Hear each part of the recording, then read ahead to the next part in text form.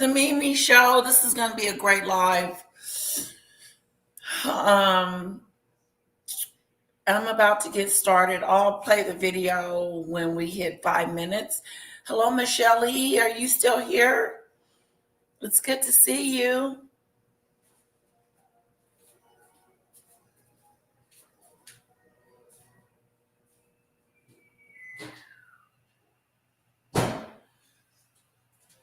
Just a sec. I'm making a little bit of pancake.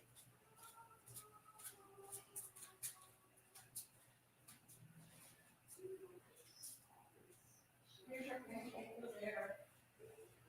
It's hot, so let it cool off.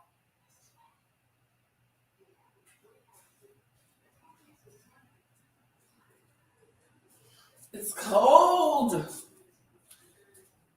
It's chilly. It's cold. Hello, Cece. Hello, Lisa B. Hello, Casey. Welcome for the first time. Hello, Polo. Hello, Demon Dictator. Welcome. It's so good to see everyone. Welcome to the Mimi Show. Okay, I'm going to turn on my camera. Okay. No, I don't have on any makeup today. I'm plain Jane. And it is what it is. Okay. We have a newcomer. Let's welcome Casey to our chat, everyone. She comes from Kamora's house. So we welcome you. Welcome, welcome, welcome, welcome, welcome. Yeah, no makeup today, but lip gloss. My mom says, always have your lip gloss. Have something on your lips. If you don't have anything else, have your lips together. We are having a date night on Friday. We're going to do a matchmaking date night. Any single ladies in here? We have 4 single men, but I need to check into them. I need to find out what their finances is like, what their home life is like, where they live, what type of person. I got to do some background check, okay? Because I don't want to introduce anyone to anybody, okay? So I don't know how we're going to do it, but it's going to be pretty interesting. Pretty interesting. We're going to have drinks. Bring your favorite beverage, alcohol beverage, or, you know, whatever you want to drink, whatever you like to do to make yourself feel good.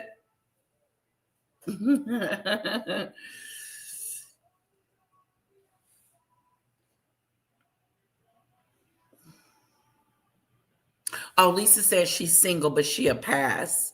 Be picky, Lisa. You can be picky. It's just a fun little game. Because everybody lives everywhere. You really can't meet anybody online. It's not really a let's meet each other in person online. It's really just, you know, a game.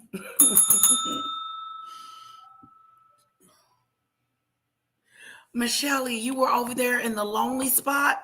Come over here, girlfriend. Thank you.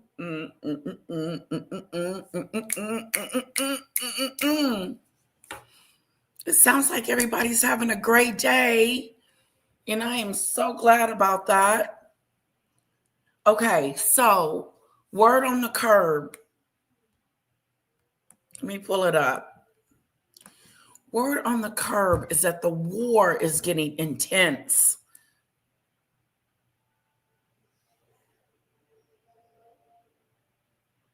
What do you mean, Demon Dictator? You'll have Funky Dineva. Maybe we'll play him again today. He is funny.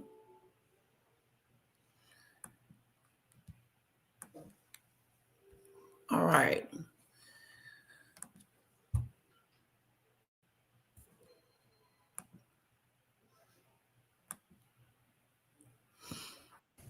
Regarding Andrew. Did you guys hear about the book that has been finished with I forgot his name.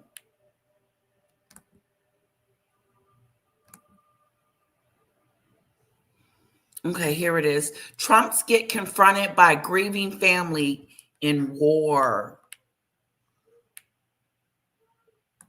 The families of soldiers returning to the United States in American flag-draped coffins are now calling out Donald Trump for this godforsaken, hellish, unlawful war that Donald Trump has unleashed in Iran. The human toll of... Yeah, it is so awesome. I used to date this one guy. He would make me laugh all the time. And I just remember just having stomach aches all the time. He just made me laugh. Just so funny. He reminded me of Cedric the Entertainer. Have you guys heard of him? Hello, Kamori. Casey's here. So this video is going to be talking about mothers that have lost their kids or lost someone in this war. Okay? And it's very, very sad. And they're confronting Donald Trump about it since he wants to call the war fun and Lindsey Graham called it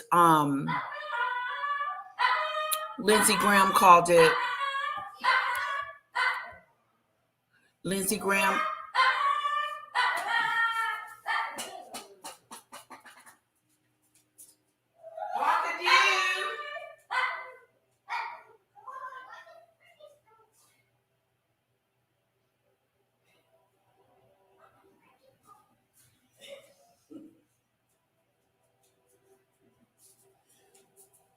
Rock-a-doodle. I gotta take him out just a sec.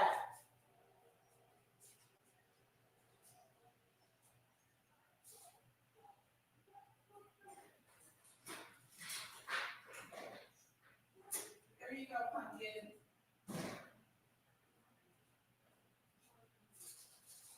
Sorry, guys, I had to let Rocky out the back door so he can go potty-waddy. Potty-waddy, woo-woo. Potty-waddy. So anyway, back to the subject at hand. What's basically going on is these mothers and these parents and these people have lost loved ones in this war. And Donald Trump said that it's fun, that they're going to blow up the island again, and it's fun. How is war fun?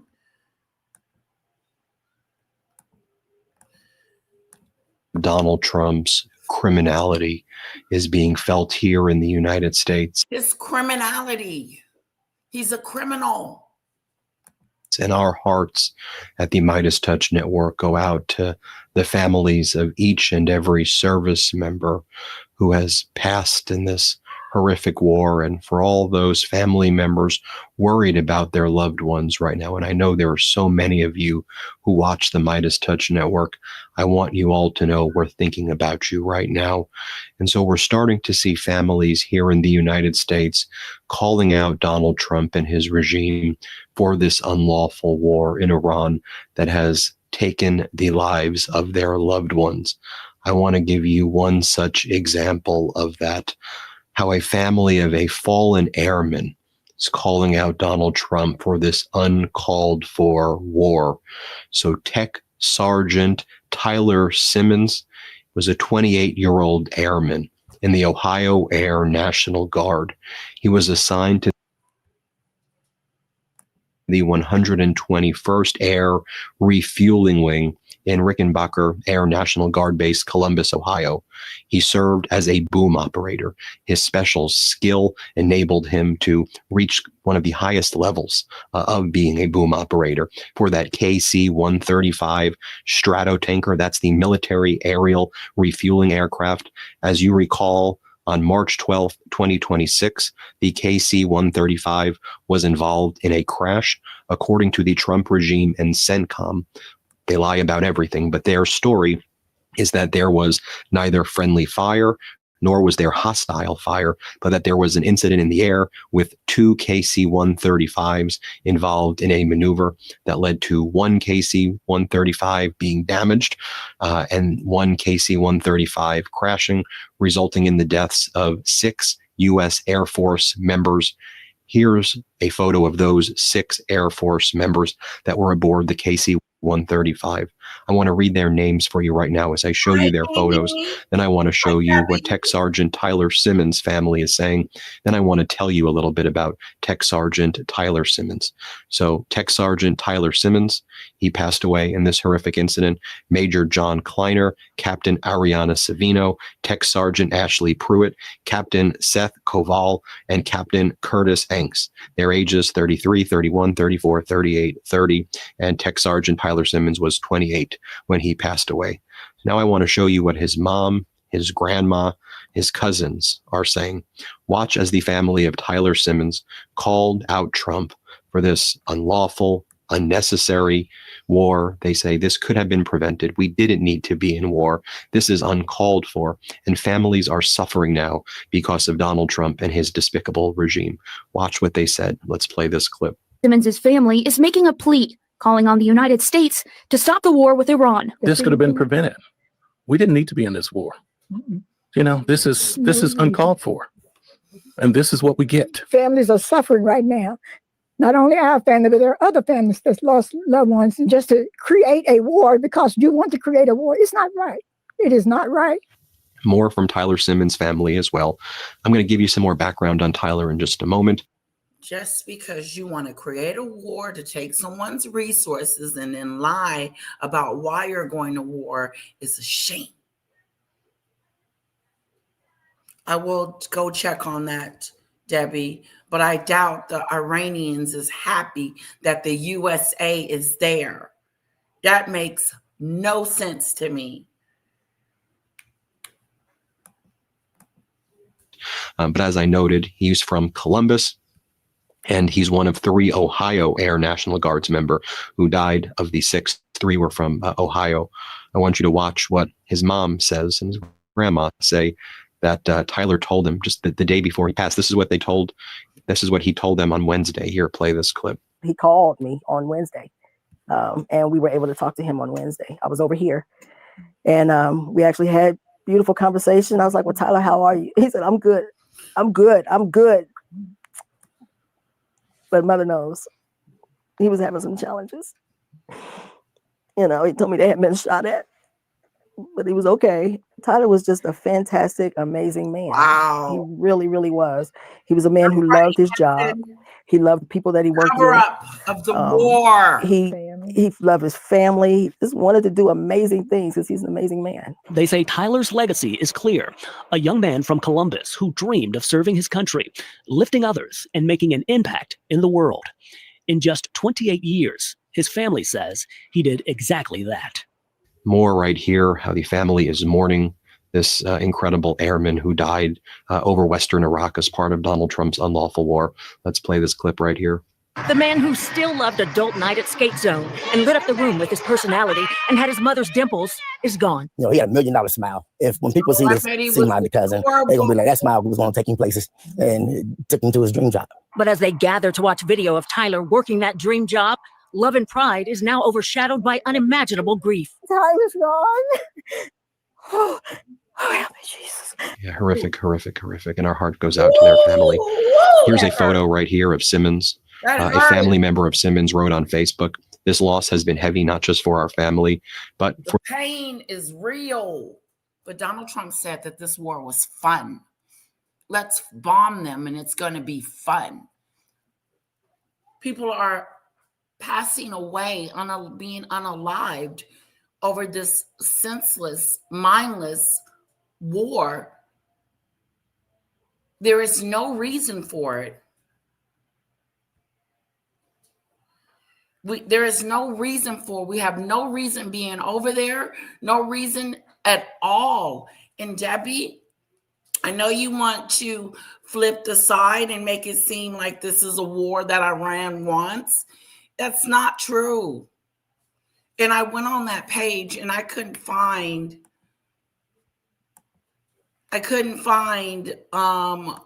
what you were talking about.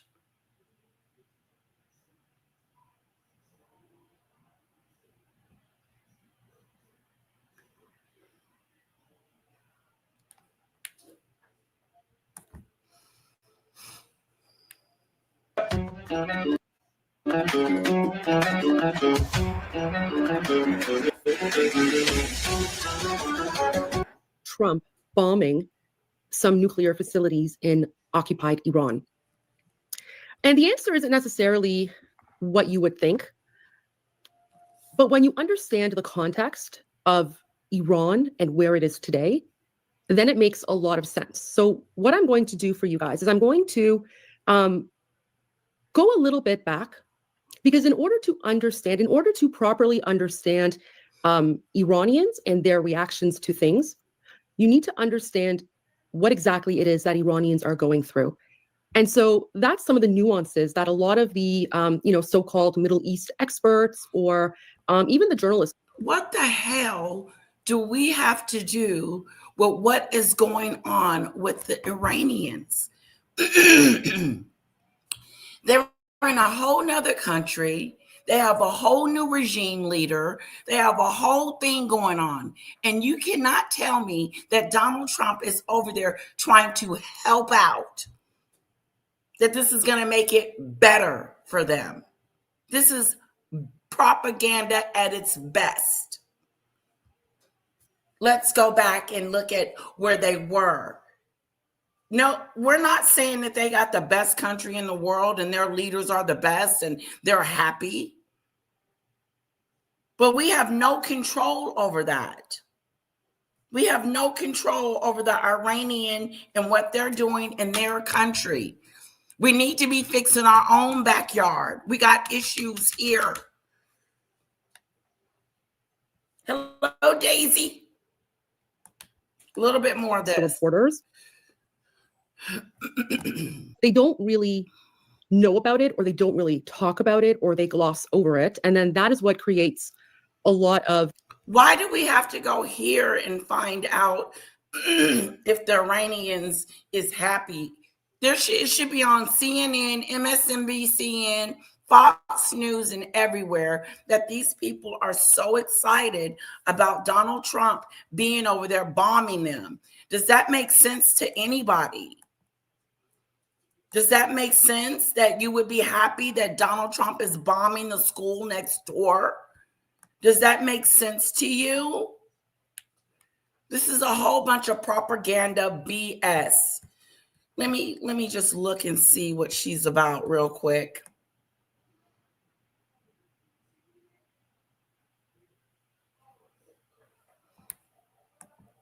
Confusion, which then leads to people thinking, or it leads to Americans thinking that Iranians hate them. And that is the farthest thing from the truth. Oh, they love us? If you look at the picture here below, that is not AI. That is a real photo from the 1970s during the presidential visit of Richard Nixon to Iran. Thank you, Unusual AI, for the super sticker. Appreciate that. We're just getting started. It's going to be a great episode today. So that was decades ago. They're not riding in the streets right now welcoming our president. They're telling our president to get the hell up out of there and to leave these people alone.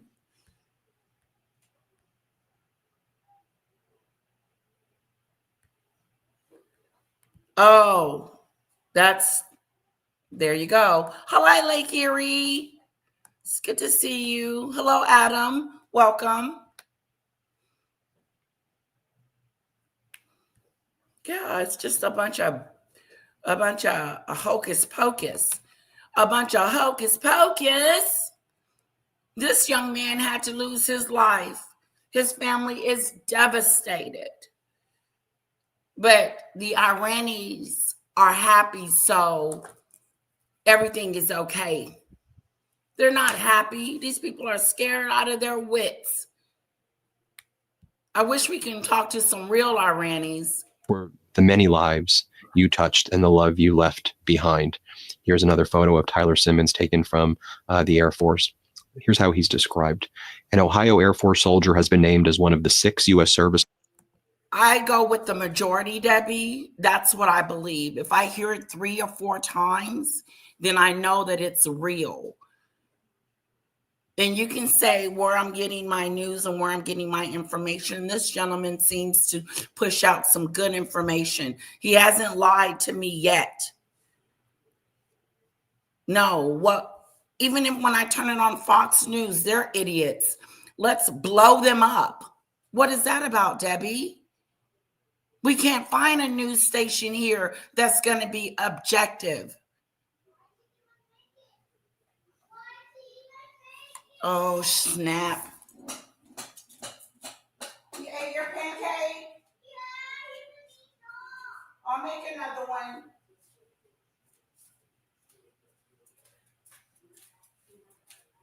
The dog ate her pancake.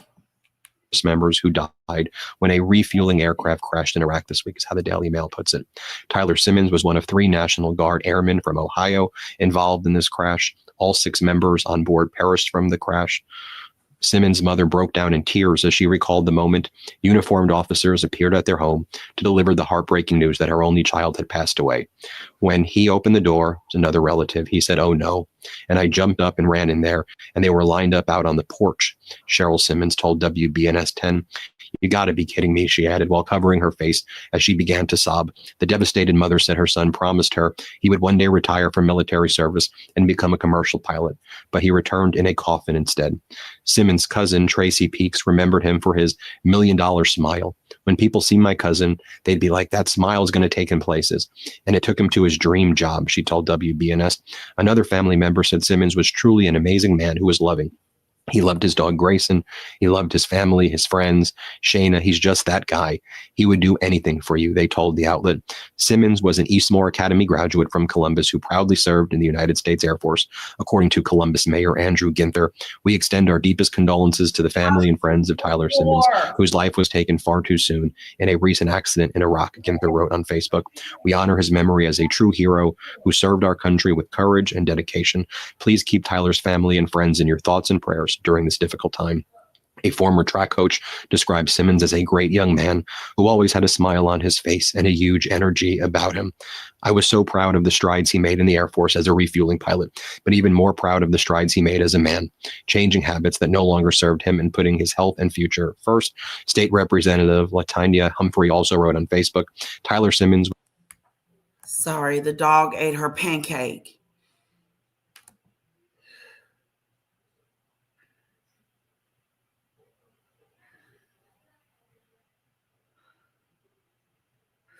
Show me one person in Iran that is celebrating this war. Show me. I haven't seen any people in the street dancing and all excited about this war. I'm just yet to see anything. I see this lady that is talking about some history from back in 1970 something. This has nothing to do with, let me speed it up. Here you go. In the 19 of U.S. Middle East policy is shifted to Iran as the cornerstone of regional stability. It is a crime to have anything related to the United States. Like, that's considered treason. So she's literally risking her life by even having a Trump hat. Okay. Her, but guys, this is how popular President Trump is inside of occupied Iran. There's literally a black market for President Trump hats, right? So you have like, Iranian embroidery factories or whatever, literally printing off, copies of like President Trump hats that they see online, and Iranians are buying them. Iranians are literally buying like MAGA Trump hats. You got one lady with a hat, and all of a sudden the Iranis is for Trump. It doesn't make sense to me. Thank you for putting Kamora's link in the chat, and we're having date night on Friday, guys. That's interesting, Demon Dictator, that you lived in Israel. But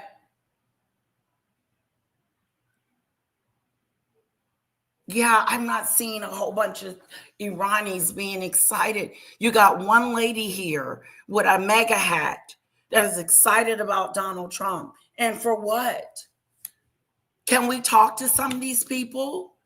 Can we understand that why are they for Trump? Or are we just going to go by her word and this hat? Hello, Lisa. No. I think it's really, really, really that stupid stuff. Rocky, no! Rocky, no!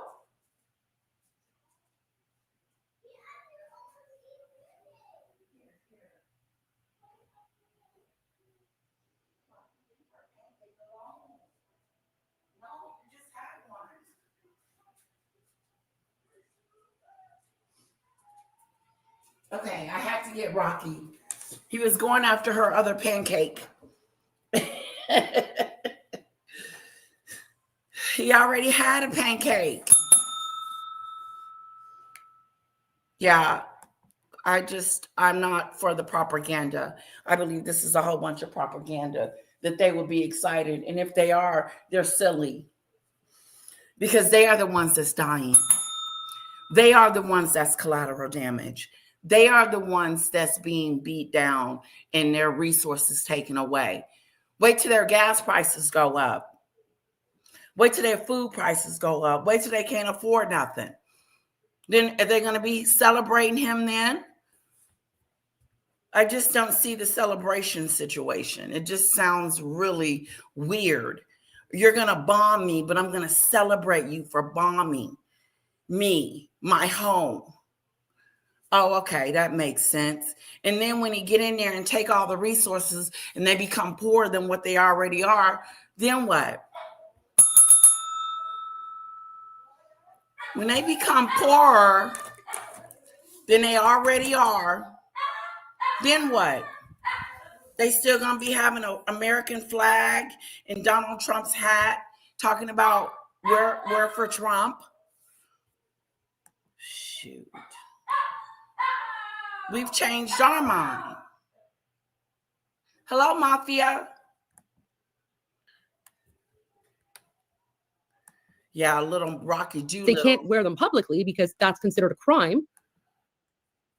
Was one of us, a son of Columbus, a graduate of Eastmoor Academy.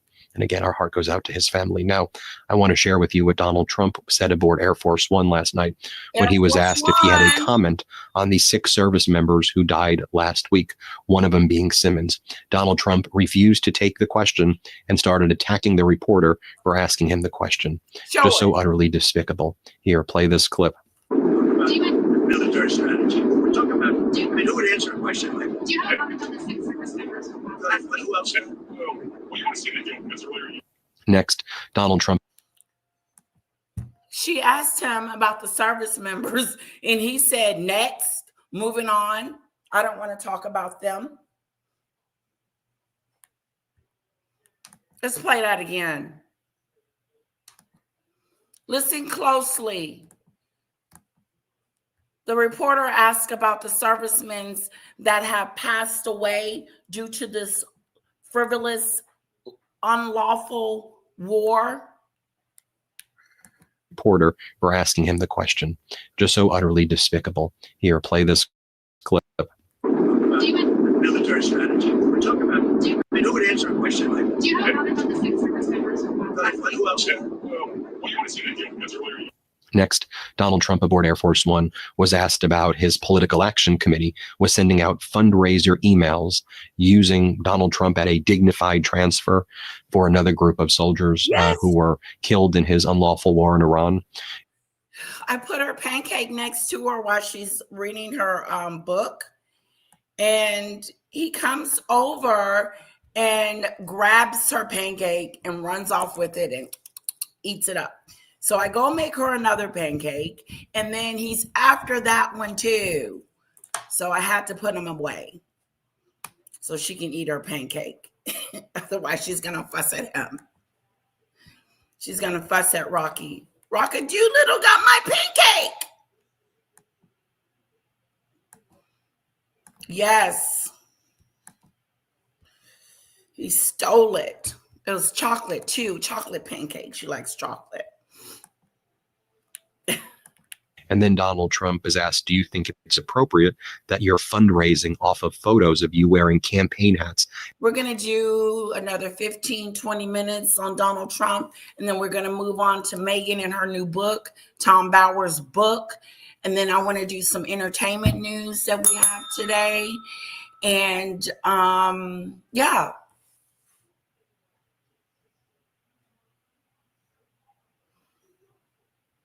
Show me a picture, Debbie, of them taken to the streets.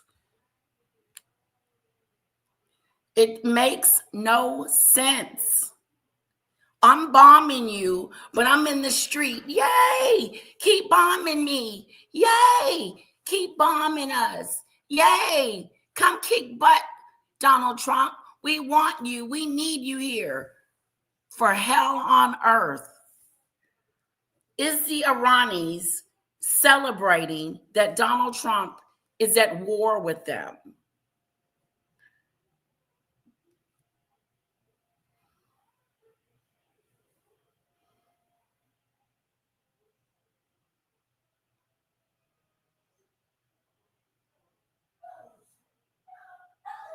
Okay, the left supports.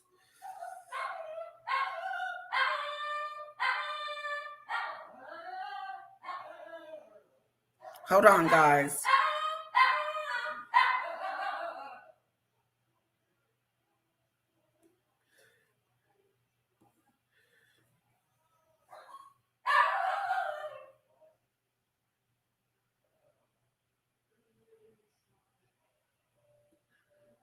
Okay, I found something that says, Iranis, I hate Trump, but I support his war. Why some Iranians celebrate this conflict. I'm going to save it and we will watch some of this. But do I care? No. Do I care that the Iranians are celebrating Donald Trump to be there? No. I think it's a bunch of hogwash. I think there's something wrong with them. I think that they don't know. They're uninformed. And you know what? These people probably just hate their government, their regime. But they don't. Why would you trade one for the other?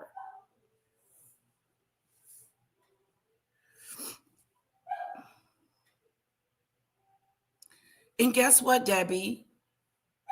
Our ICE killed 2 of our people not too long ago on national TV. Okay? 2 citizens got unalived by 2 ICE agents recently on national TV. What are we going to do about that?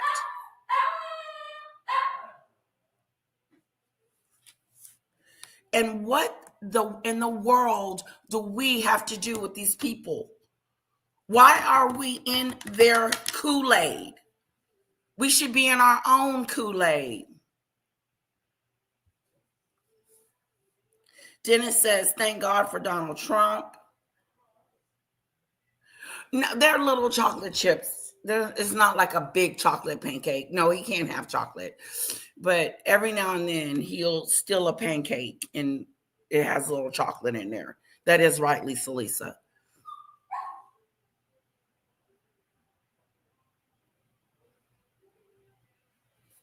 I did go to her page. That's not the person I went to. Yeah, I was. Let me go back.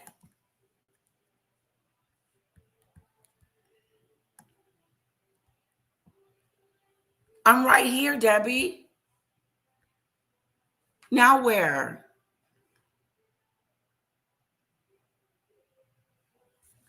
I just pulled up a video.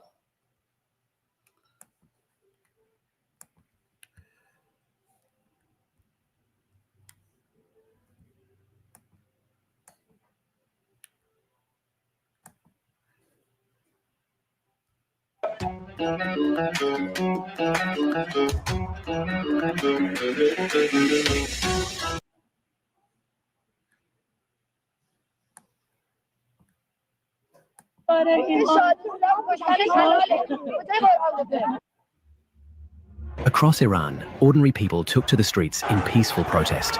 Millions of citizens, more than 400 cities. Their demands clear: dignity, justice, freedom. The response from the regime was absolute brutality. Security forces opened protesters. Tens of thousands of innocent men, women, and children were killed on the streets. But the killing machine did not stop. I don't want to see them slaughter their people. I thought you were, what are you trying to show me? Yeah, 2 on TV. Actually, it was 4. Rockajou. Rockajou, little.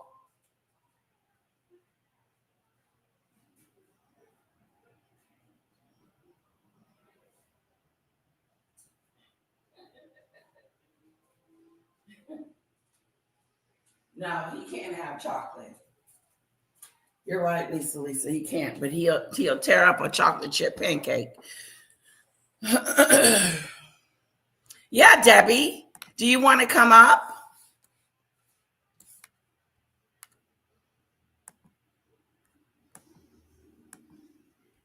You don't have to show your face. All we'll be hearing is your voice. But I don't want to watch them slaughter their people. And I don't know what us being over there bombing them, making it worse, has anything to do with this bad people killing their own people. Now, if you thought that I thought that the Iranian government was this perfect, wonderful place to be, you're wrong. But I do know that we're over there. Why didn't we go over there then when they were protesting and killing them? Why are we over there now, Debbie? Because we want something from them. We want something from them. Donald Trump is not over there to save these people. He's not over there to save these people. Put a 1 in the chat if Donald Trump is making it easier for these people by bombing them. Is Donald Trump making this situation better or worse? How is he helping these people when he needs to help us? How?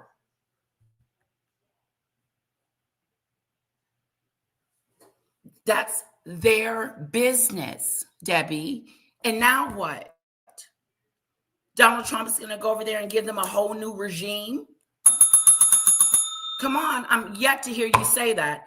I'm yet to hear you say why this war is good for the Iranian people. Just because some of them, and not all, some are out there with a MAGA hat talking about they love Trump, doesn't mean the country wants this.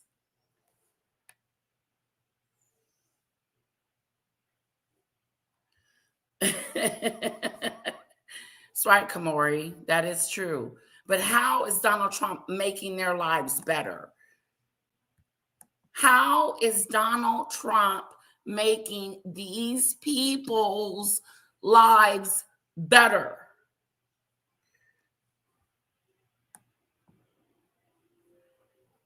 This is an old video, Lisa. This isn't new. This isn't a new video. Let's move on from that. I don't want to see them people get slaughtered in the street by their own government. Now, what am I supposed to do with that, Debbie? I don't get it. I'm confused on why you think us going over there, bombing them, is making their situation better. And these people that are celebrating in the street that Donald Trump is over there bombing them, what the hell are they talking about?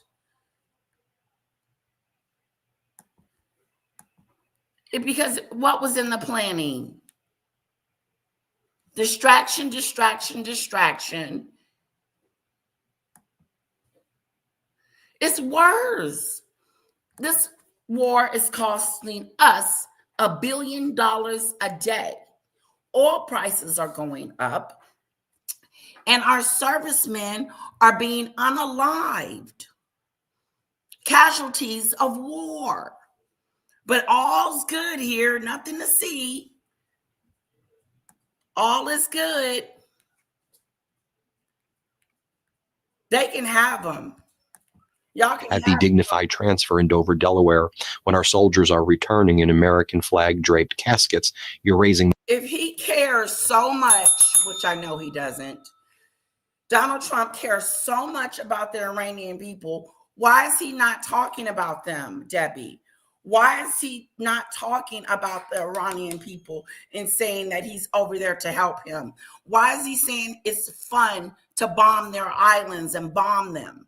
He said it the other day. He said, this is fun.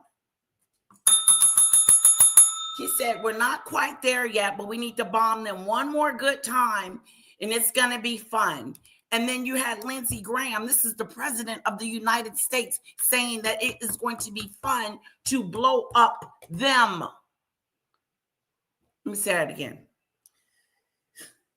All Donald Trump has been saying is that the Iranian people are our enemies, and we want to blow them up. But they're over there celebrating. Hello? Hello? Hello? Hello? Yeah, why don't Donald Trump leave his vice president in charge of us and then run over there and help them? No, that's not what he's over there doing. He's not over there to help them. He's over there to take.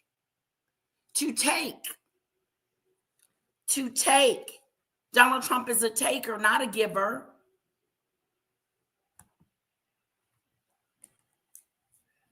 Yes, but we are not the people that give them the regime change. Donald Trump is not over there for change. Did he say anything in his statements, in his situation about helping the regime change? No. Donald Trump has not mentioned anything about helping these people, Debbie. Nothing. Everything is going to continue to go bad for us. Everything. Watch how your electric bill is going to go sky high in the summertime. No, it is not the reason why we took action. I don't believe that, Debbie. We didn't take action because they were killing protesters. That's a bunch of BS. That is such a liar. Donald Trump is over there trying to take these people resources or take something from them. Donald Trump is not trying to help these people. He doesn't care about these people. Oh, the narrative is really thick. It's really thick-a-doo.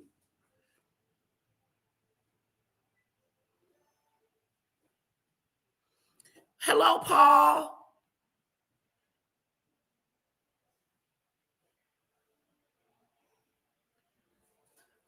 What's coming out today, CC? No, he is not. That is such a lie. He is not over there to help that regime. That is a joke.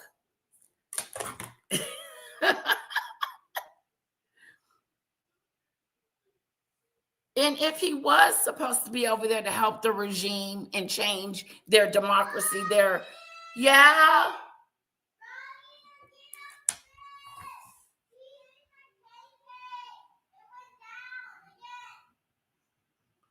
Kara, did you give him your pancake? You gotta eat the pancake. You pranked me. Oh, you stinker devil.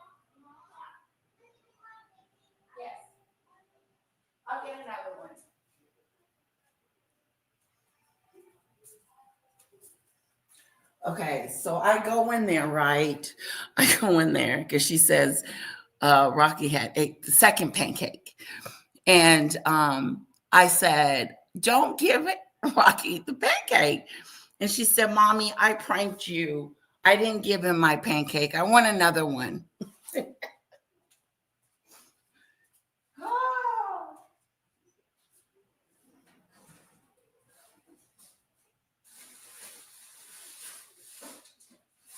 I didn't give my little one another pancake.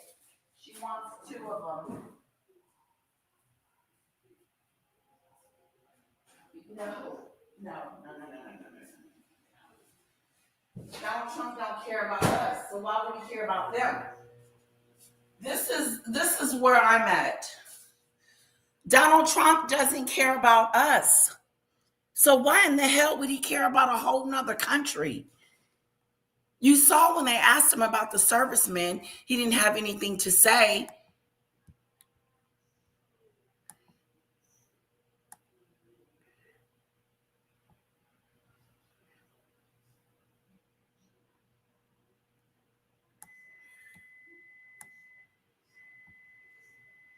I know, she's so cute. I pranked you, Mommy.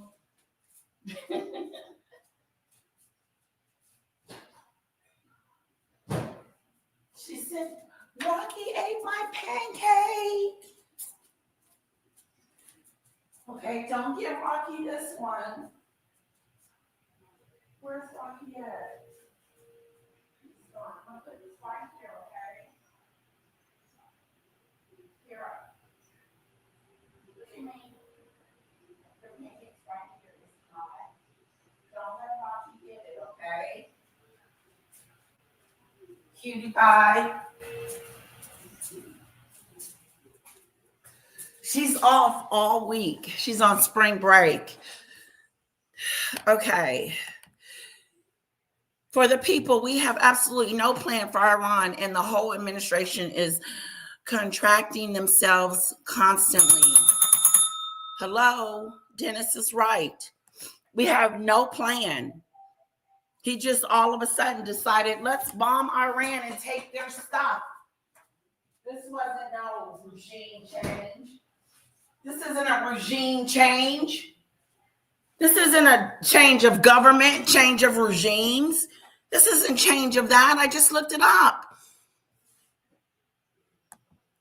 That's not true. Hi, Mom. Wait. Hi, Mom. But she's eating pancakes and Rocky's trying to eat them all. Get away from her pancakes, Rock-a-Doolittle.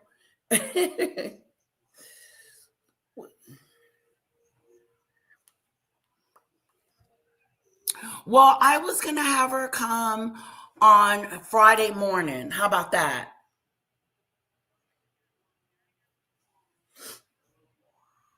Okay, well then how about we drop her off?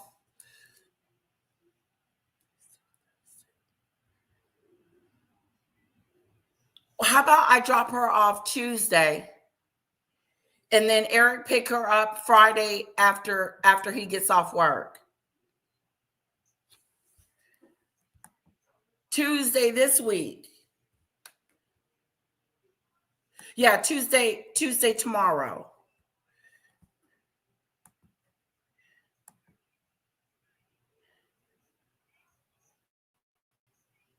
She did. She said, Mama, I want to go to Mama's.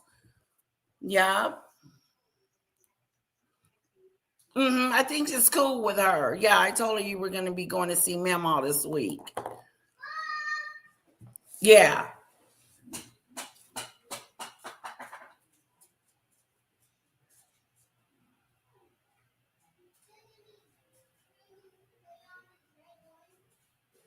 Okay, Kira, you're going to go over Mama's on Tuesday, okay? Yeah, I'll pack her bag tonight.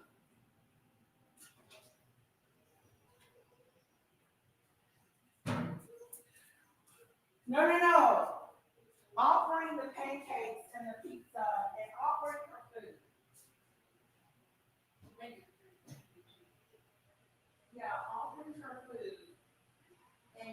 can just get whatever you want.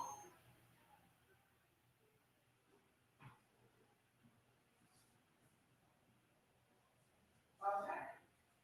Yeah, she likes chocolate cake.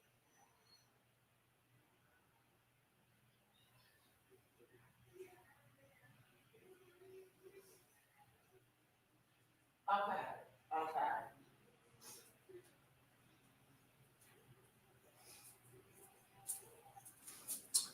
No, she doesn't drink a lot of soda anymore. We stopped buying it and giving it to her.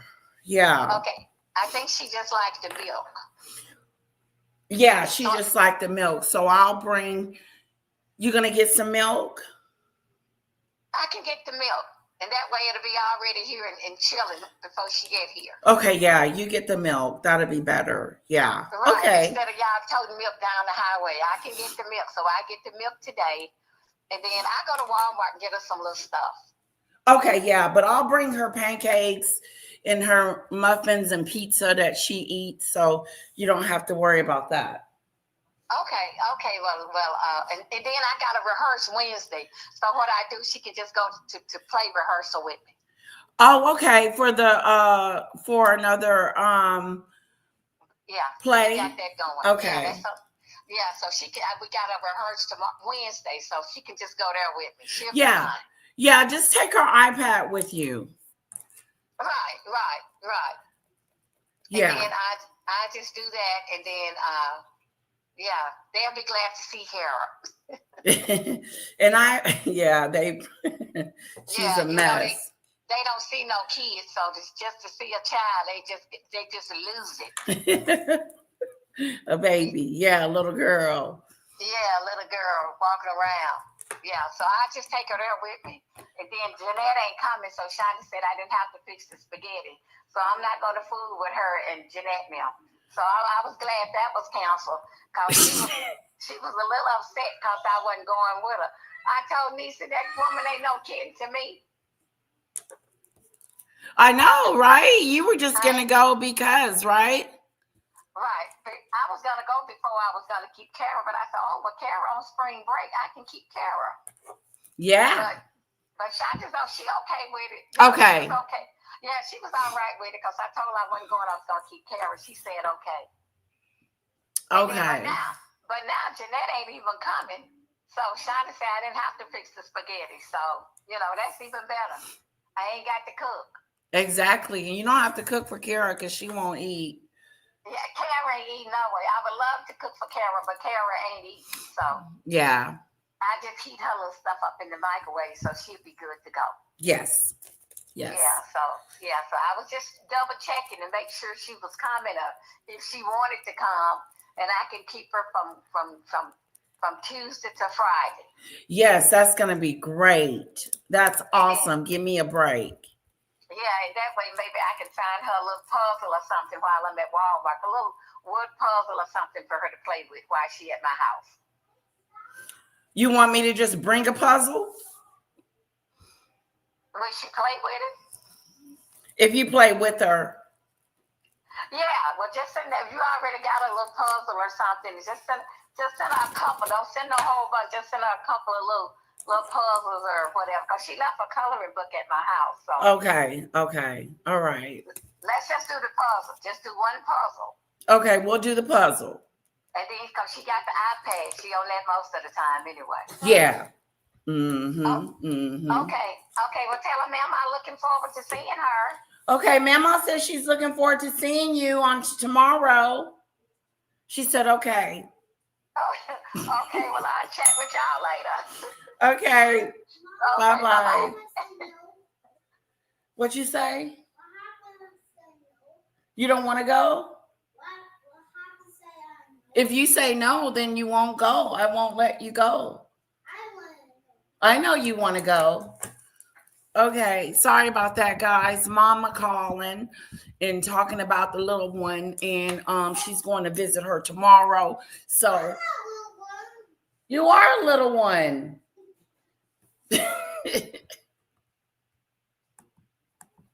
money off that image as you're wearing campaign hats at the dignified transfer. Do you think that's okay? And Trump says, I do think it's appropriate. I didn't see it, referring to, I guess he didn't see the email that he sent, but he says it is appropriate. Then he starts attacking the reporter at ABC and says, who are you with? Oh, you're ABC. Here, play this clip. It's being criticized for using official White House photos of you at the dignified transfer, and the PAC is also promising access to secret. Well, I was at the dignified transfer, unlike a lot of other people. Do you think it's an appropriate email to send your critics I are do. saying that your fundraising? I didn't see it. I mean, somebody puts it up. We have a lot of people working for us, but there's nobody that's better to the military than me. And what you have to do is look at the election results, look at the kind of votes that we get, look at the poll numbers. There's nobody that's ever been higher as a president than me with the military. Can you do a comment on the Who are you with? Who are you with? ABC News. One of the worst kind of votes that we get. Look at it's better to the military than me. And what you Photos of you at the dignified transfer, and the PAC is also promising access to secret. Well, I was at the dignified transfer, unlike a lot of other Do you think it's an people. appropriate email to send your critics I are do. saying that your fundraising? I didn't see it. I mean, somebody puts it up. We have a lot of people working for us, but there's nobody that's better to the military than me. And what you have to do is look at the election results, look at the kind of votes that we get, look at the poll numbers. There's nobody that's ever been higher as a president than me with the military. Can you do a comment on the Who are you? He's the best president and the highest something for the military that he has. He's the best president of all times. That's a bunch of whoppa doolittle. Okay? You are not the best president that we've ever had. You're the worst. Who are you? ABC News. One of the worst. You want another one? Corrupt, you know what ABC News? I think it's maybe the most corrupt news organizations on the planet. I think they're terrible. Okay, I don't want to vote from ABC. Right here. What's this? He said he don't want to answer any more questions from ABC News. He said that they're corrupt.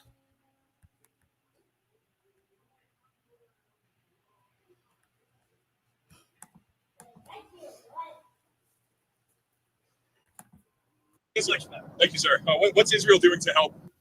Now, even the foreign minister of Iran is putting out messages like this. He's saying, I've been told that family of U.S. soldiers killed in the war of choice on Iran are relying on public donations. As fair and equitable deal was within reach, those providing poor advice to POTUS to Trump are responsible for bloodshed. This war is imposed on both Americans and Iranians. And the foreign minister of Iran is posting an article about how Jared Kushner, just even this week, has been soliciting funds for his private equity firm to raise $5 billion while Trump is involved in this unlawful war against Iran. And the foreign minister of Iran is saying that while Kushner's doing that, he's told that families right now have to do GoFundMes because their loved ones have died and they don't have any money in the United States right now.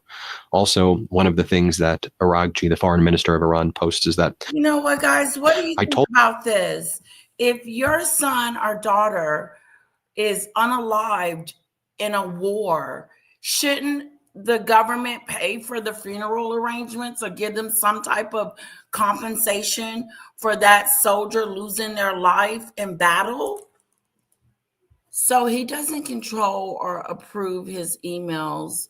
Wow, what a great president. But yet he loves to try to praise anything about voting in war and about himself. How do you pat your own self on the back like that and say, I'm the greatest of all times? It's really arrogant. But I think it's delusional because you're not the greatest president with the military of all times. That is just an illusion.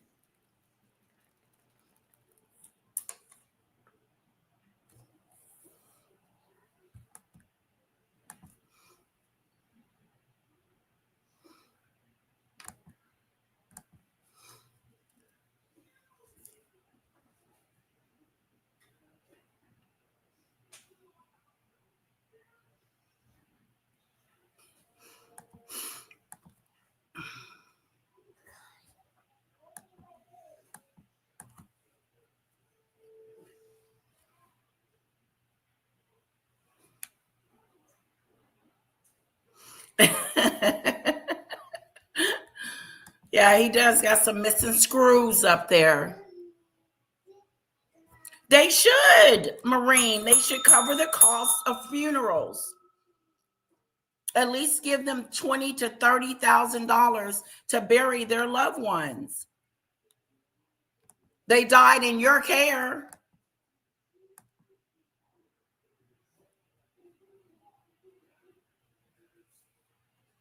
Taiwan is looking really good to China right now.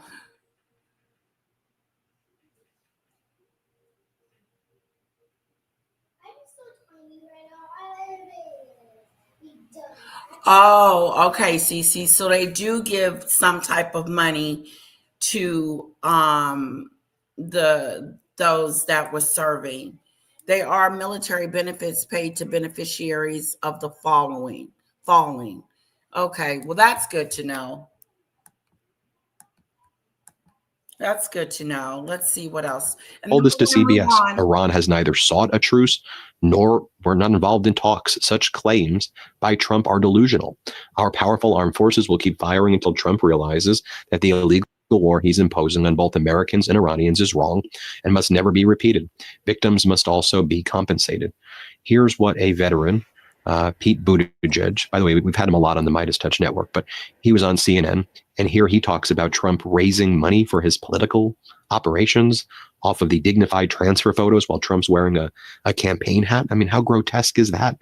Seriously, what a sicko. Here, play this clip. Ago. And let's also remember that in the past, Iran's nuclear program was contained without a shot being fired.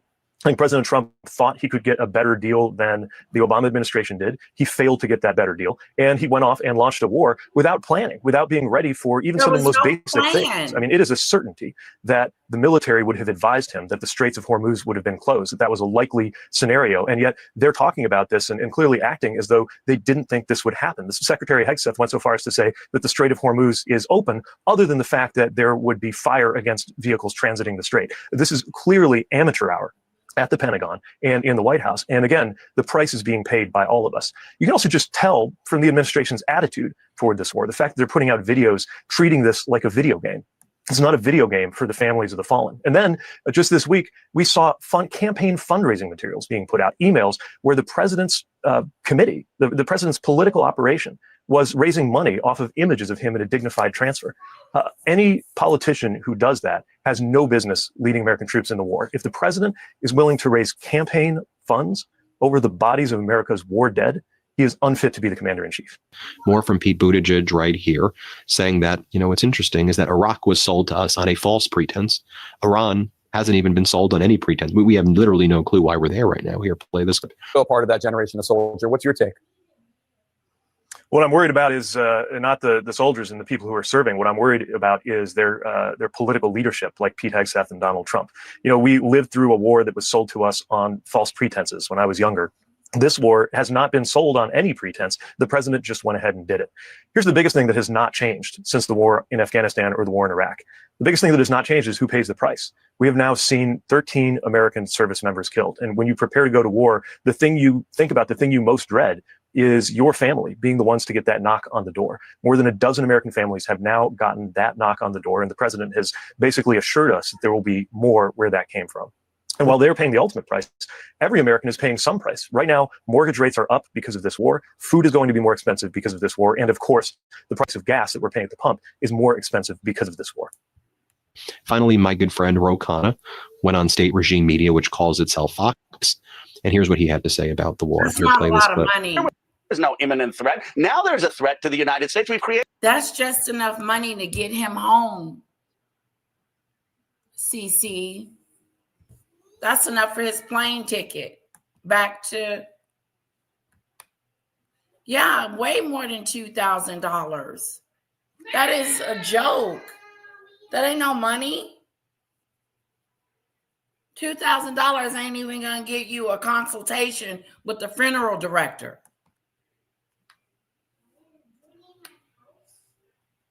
Who's that? The one that was just talking?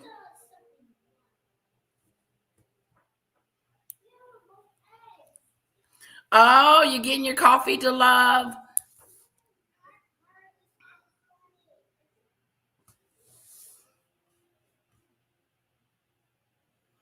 That's right, Michelle E. Hello, Earl. Good to see you.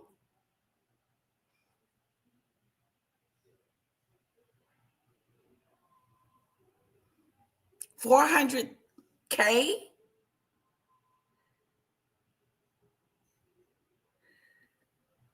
$400K. $400,000.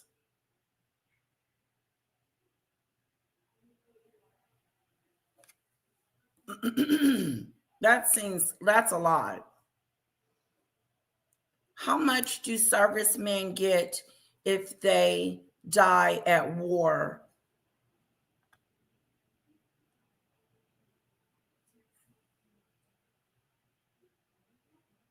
It says service members who die in active duty or doing authorized training receives $100,000 tax-free death gratuity payment.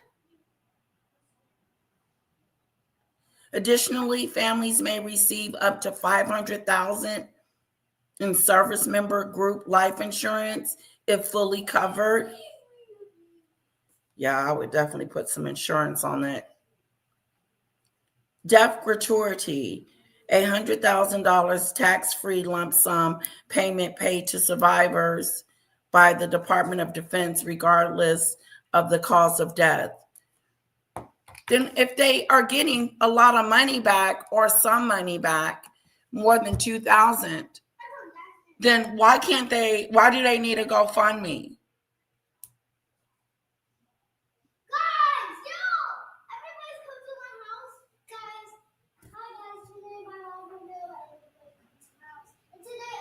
Oh, they have to pay for their insurance.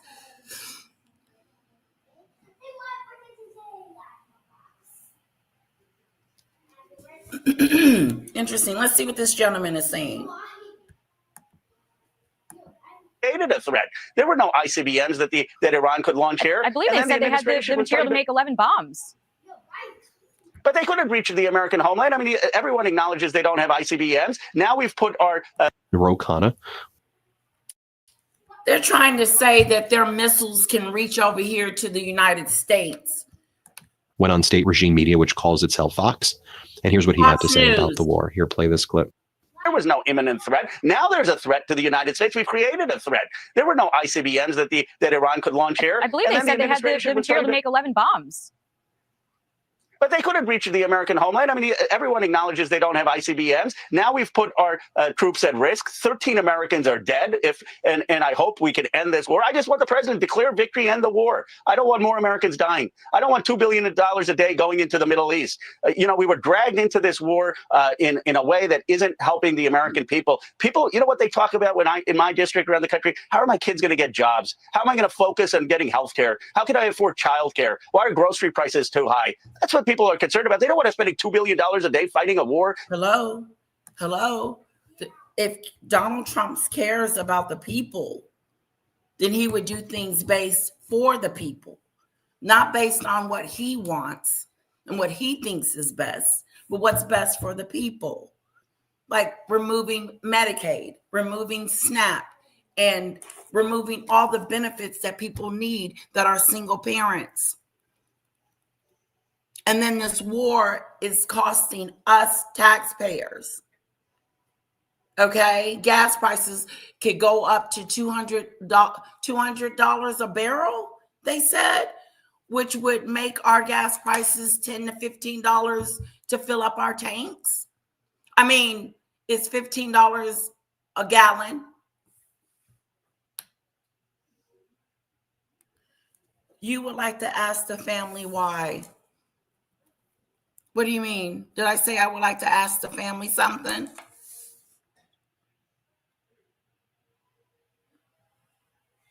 That's true, CC. That's true, CC. That's so right. Money doesn't replace a family member, but you have to have insurance. They have to pay into that, according to this. But it did say that they guarantee training receives $100,000 tax-free death gratuity payment.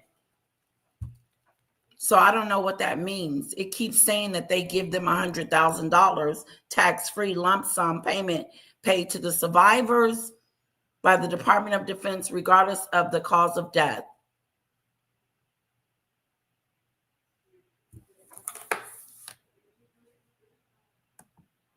It is sad.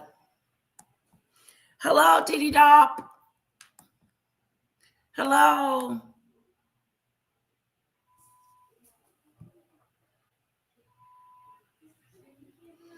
Exactly, DeLove. In the Middle East and putting our troops at risk? I hear your point on the economy. I think the other side of this whole debate is that, once Iran gets a weapon, negotiation doesn't really matter much because, the whole field they don't changes. have a weapon. So that's where we are today. They were nowhere close to getting a weapon. President Trump just 6 months ago said we've destroyed all of it. They're nowhere close. They're nowhere close to getting a weapon. Nowhere close to getting a weapon. And why are we acting scared? Why are we acting like, oh my God, if they get a weapon, it's over for us? No, do what we do.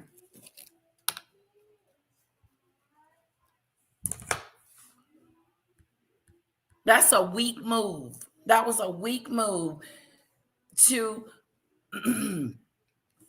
it was a weak move to go over there and stop bombing them because we think, or they could, or might be about to create a bomb. It was nothing about the regime change or trying to help these people. Donald Trump's agenda is not to help these people. I just want to make sure that's clear because the narrative is going around as if he's doing this to help the regime, to help them because of what happened to them with the protest situation. No, Donald Trump hasn't even mentioned anything about the people. He said he wants to blow them up.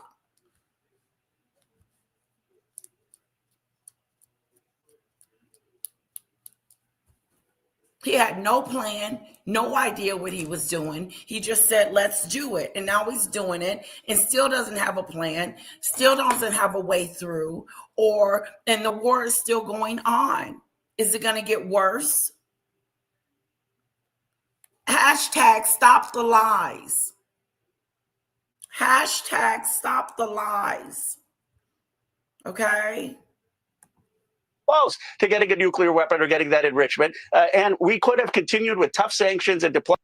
Is that, once Iran gets a weapon, negotiation. He said we could have continued with sanctions and different things like that to have Iranians apply to what we need them to apply to.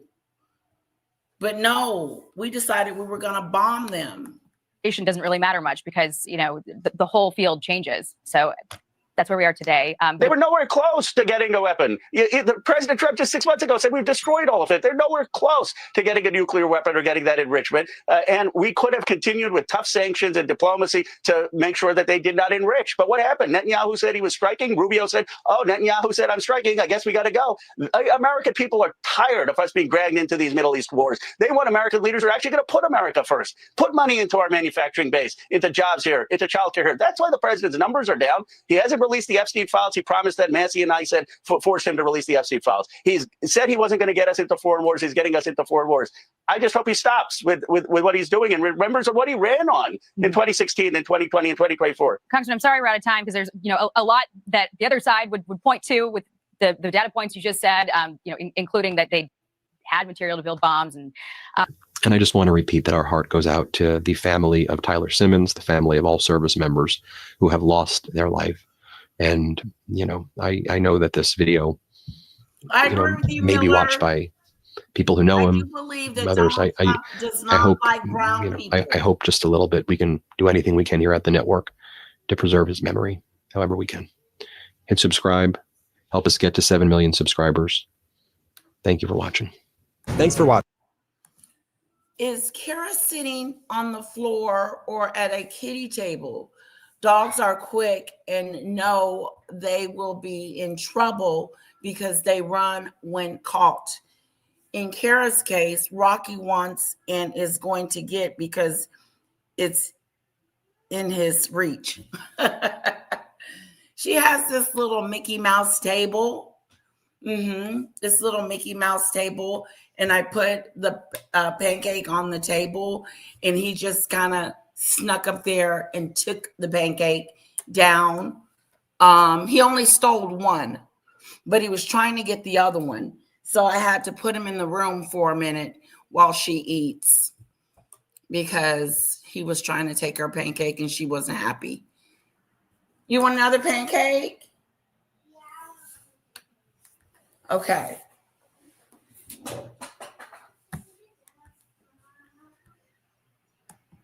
Now she's away from it. Be sure to add She's not at her table anymore. So if I give it to her, I need to watch and make sure Rocky doesn't come and eat it. the Midas Touch podcast on Apple Podcasts, Spotify, or wherever you get your podcasts for new updates every single day. Oh, I've got to speak to this lady this morning. There's a lot going on in the royal family and stories. Raw bug for Angela Levin. She's next morning.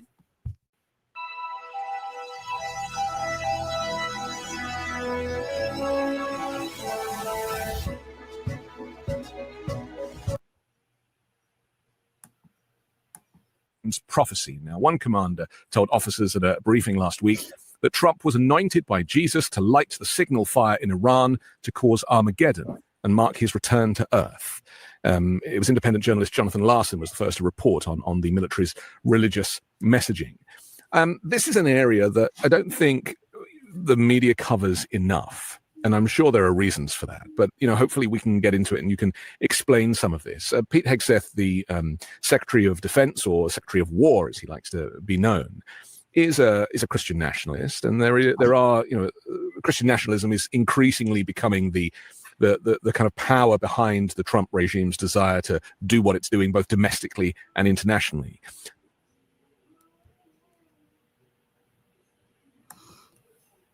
Hey, everybody. I'm Allison Gill. Welcome to the Breakdown.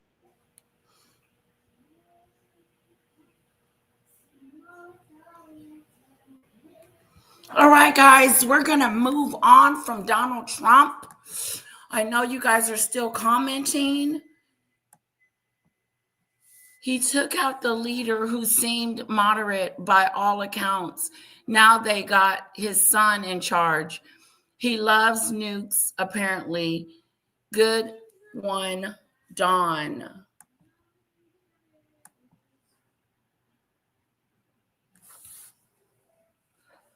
Exactly. You plan. That's what War Department does. No, he just decided, oh, it's time. It's time to go to war with Iran. Okay, here's your pancake. Don't let Rocky get it, okay?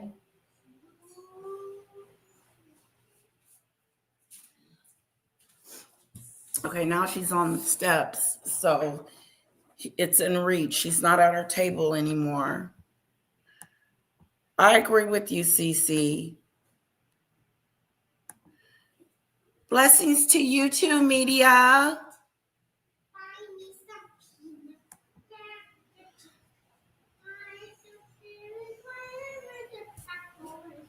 Thank you, Cece.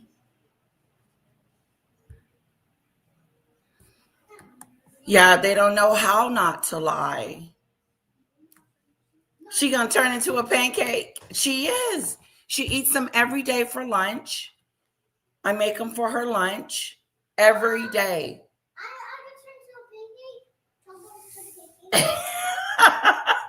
She said, Mom, am I going to turn into a chocolate chip pancake? No, sweetie. You're not going to turn into a pancake. Not a chocolate. You may turn into a chocolate chip pancake if you keep eating them. I want to keep eating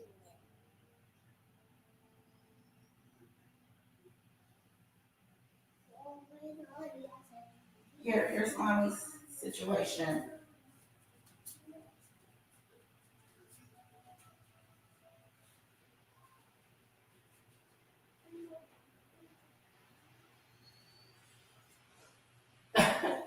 She said, Mommy,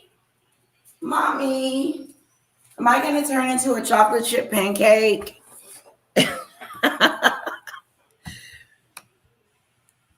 Is the judge here?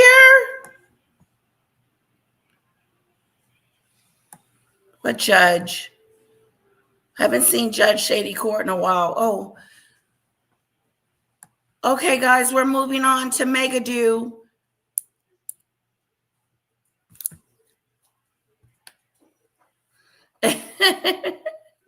To love. Here come Rocky, Kara.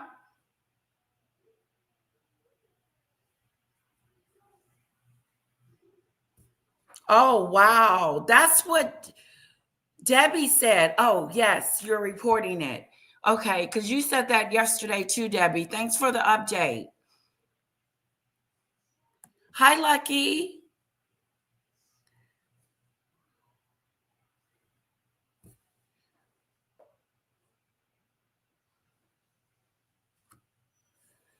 Is the U.S. going to war with the other countries that live like they do? Good question. Yes, Lucky, you missed the war segment. I'm sorry. Okay. Thank you, Lucky. Don't forget to hit that like button and that subscribe button. Hold on, guys. Let me get my Can I see the phone real quick? I'll get it right back to you. I promise. I promise.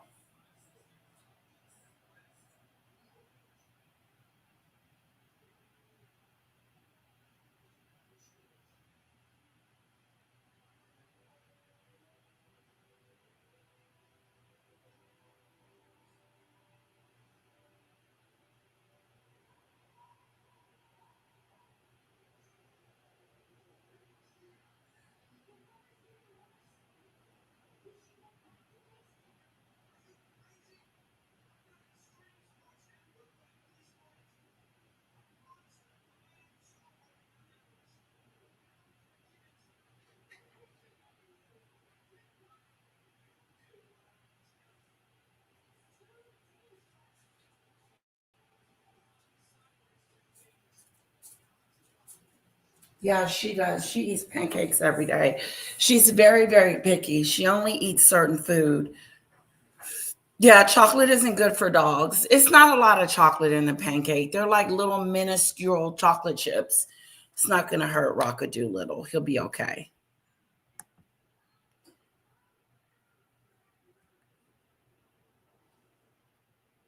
Oh, hello. Mr. Trump, we regret in Germany, we already followed a dictator. We can stop them a mule off and refuse to regret our history for another 80 years.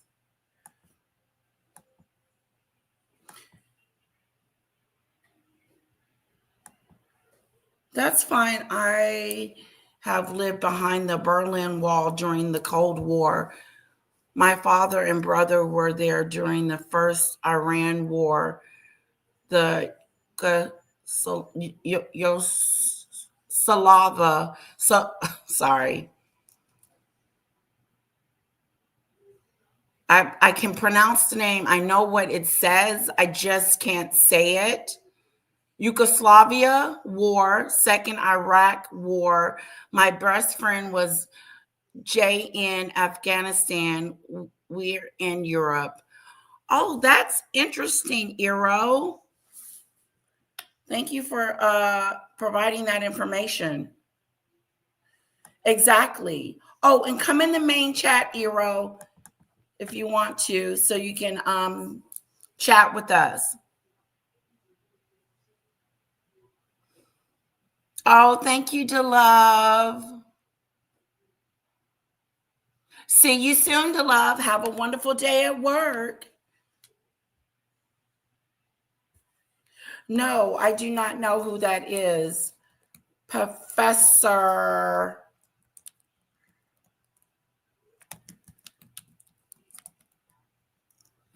Let's look him up real quick.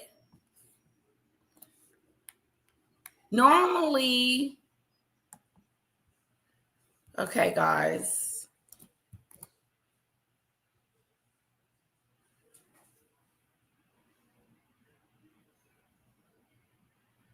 Oh, that's interesting. For Israel, you want to destroy CENTCOM and destroy Iran. then you are the sole hegemon in the Middle East. Also destroy the GCC. Once Saudi Arabia is destroyed, all its resources belong to you. And this creates something called the Greater Israel Project. But as you can see, even though the United States and Israel are allies, their ultimate strategy is different. Their objectives are different. In fact, they're in conflict. Israel, Saudi Arabia, and Iran all want to destroy the United States by forcing the United States into a long ground war. Therefore, if you're Israel, you don't want to use nukes because nukes would end the war too quickly. You want to drag this war out as long as possible. And then you're like, well, why doesn't the United States use nuclear weapons? And the answer is already told you, the escalation ladder. It needs to justify itself to the people. If you are Israel, you want to destroy CENTCOM and destroy Iran. Interesting, gentlemen. We'll keep him in our repertoire, okay? We will keep him in our repertoire. Let's see.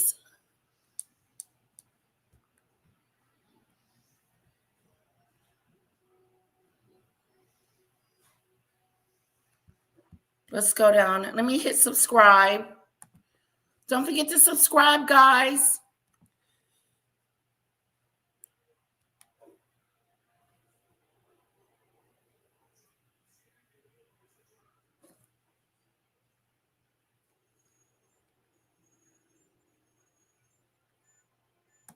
Let's look at this.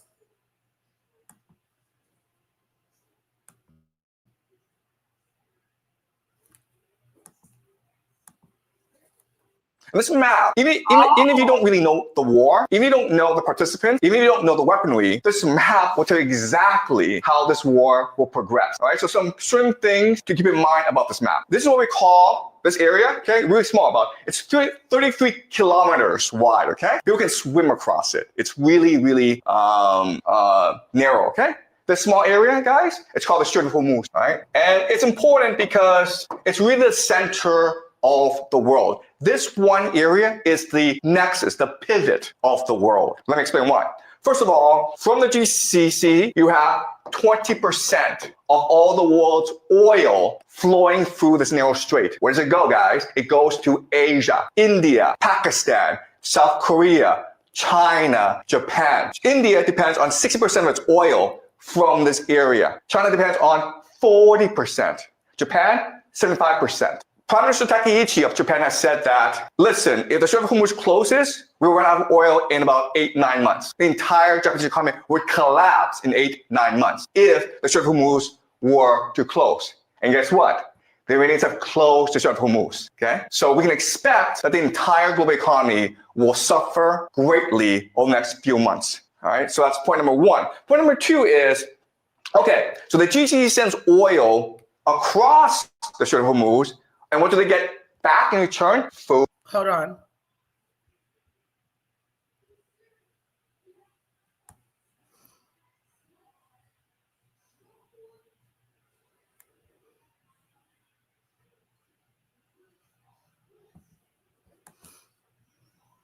All right, guys, we've got yet another heavy hitter guest and first-time guest on the show, Professor Zhang. He is the star. You made 3 big predictions. 1, that Trump would win. 2, that he would start a war with Iran. And 3, that the U.S. would lose that war. Let's take a listen to that. In this class this semester, I'm making 3 big predictions, right? First is that Trump will win in November. Second is that the United States will go to war against Iran. And the third big prediction is that the United States will lose this war, which will forever change the global order. So obviously that last one is the only one that has not yet come to fruition. Is quite a stunning prediction. You know, do you stand by it, and what have you seen so far that leads you to sort of stand firm in that conclusion? So given my analysis of how the war is progressing, I think that Iran has many more advantages over the United States. The reality is that right now, it's a war of attrition between the United States and Iran. And the Iranians have been preparing 20 years for this conflict. In their eschatology, in their religion, this is a war against the great Satan. They've had many practice runs. last June was a 12-day war when the Iranians were able to examine and analyze the strike capacities of both the Israelis and the Americans. And they've had a lot of time, 8 months, to prepare fully for this new attack. Okay, they, through their proxies, the Houthis, Hezbollah, Hamas, and the Shia militias, have been able to really grasp the American mentality, and now they have a pretty good strategy of how to weaken and ultimately destroy the American empire. So what the Iranians are doing is they're waging war against the entire global economy. And so they are striking the GCC countries. And not only are they striking GCC countries, American bases, they're going after the critical energy infrastructure of these bases. They blocked off the Strait of Hormuz. And eventually, they will go after the water desalination plants, which is the lifeblood of these nations because they don't have fresh water supply. In fact, the water desalination plants provides 60% of the GCC's water supply. So if a drone, and these drones cost $50,000, if they wiped out a desalination plant in Riyadh, Saudi Arabia, and it's a city of 10 million people, right? They'd be out of water in 2 weeks. In 2 weeks. And right now, the Iranians have de facto closed off the Strait of Hormuz, and the GCC gets 90% of its food from the Strait of Hormuz. So I know a lot of people are talking about the disruptions to the global economy, but right now, the Iranians are actually threatening the very existence of Saudi Arabia, UAE, Bahrain, Qatar. And why this is important is that the Gulf states are really the linchpin of the American economy. So what they do is they sell petrodollars and then they recycle the petrodollars back into the American economy through the investments in the stock market. And right now, we know that the entire American economy is propped up by AI investments in data centers. And a lot of that comes from the Gulf states. So if the Gulf states are no longer able to sell oil, and they're no longer able to finance AI, this AI bubble in the United States, then this AI bubble will burst, and with it will burst as well the entire American economy, which is really a financial Ponzi scheme. Right. So that's a dire situation that the Americans are facing right now. Yeah, I mean, to your point, sir, an Amazon data center was literally hit in the UAE. And now, of course, big tech companies, which were looking at the UAE as a major potential data center investment hub with cheap and abundant energy, probably going to be rethinking that. We also wanted to talk to you about munitions. We can put this next one up here on the screen. The United States is racing to accomplish Iran mission before munitions run out. This is specifically around interceptor math. There's a famous video just from yesterday in Israel, which shows a single Iranian ballistic missile, which is being targeted by some 11 different interceptors, all of which miss. Most of those come from the United States, not to mention all of the different bases, the GCC countries that you just talked about, and the asymmetry of the cost. It's $1 million for a missile, tens of millions per interceptor in some of these cases. With these munitions running out, how does that change the global picture? So you're in China, obviously, much of the stocks in Asia of the United States are likely to have to be cannibalized if this were to go on. How's that going to affect the global picture here? Right. So my first point is that the United States military is not designed to fight a 21st century war. Remember, the military-industrial complex came to being after World War II, and it was designed to fight the Cold War. And the Cold War was really about muscle flexing, about who was able to send people up into space, who was the first to get the person on the moon, who had the more complex missile systems. And so the entire American military strategy revolves around very sophisticated technology.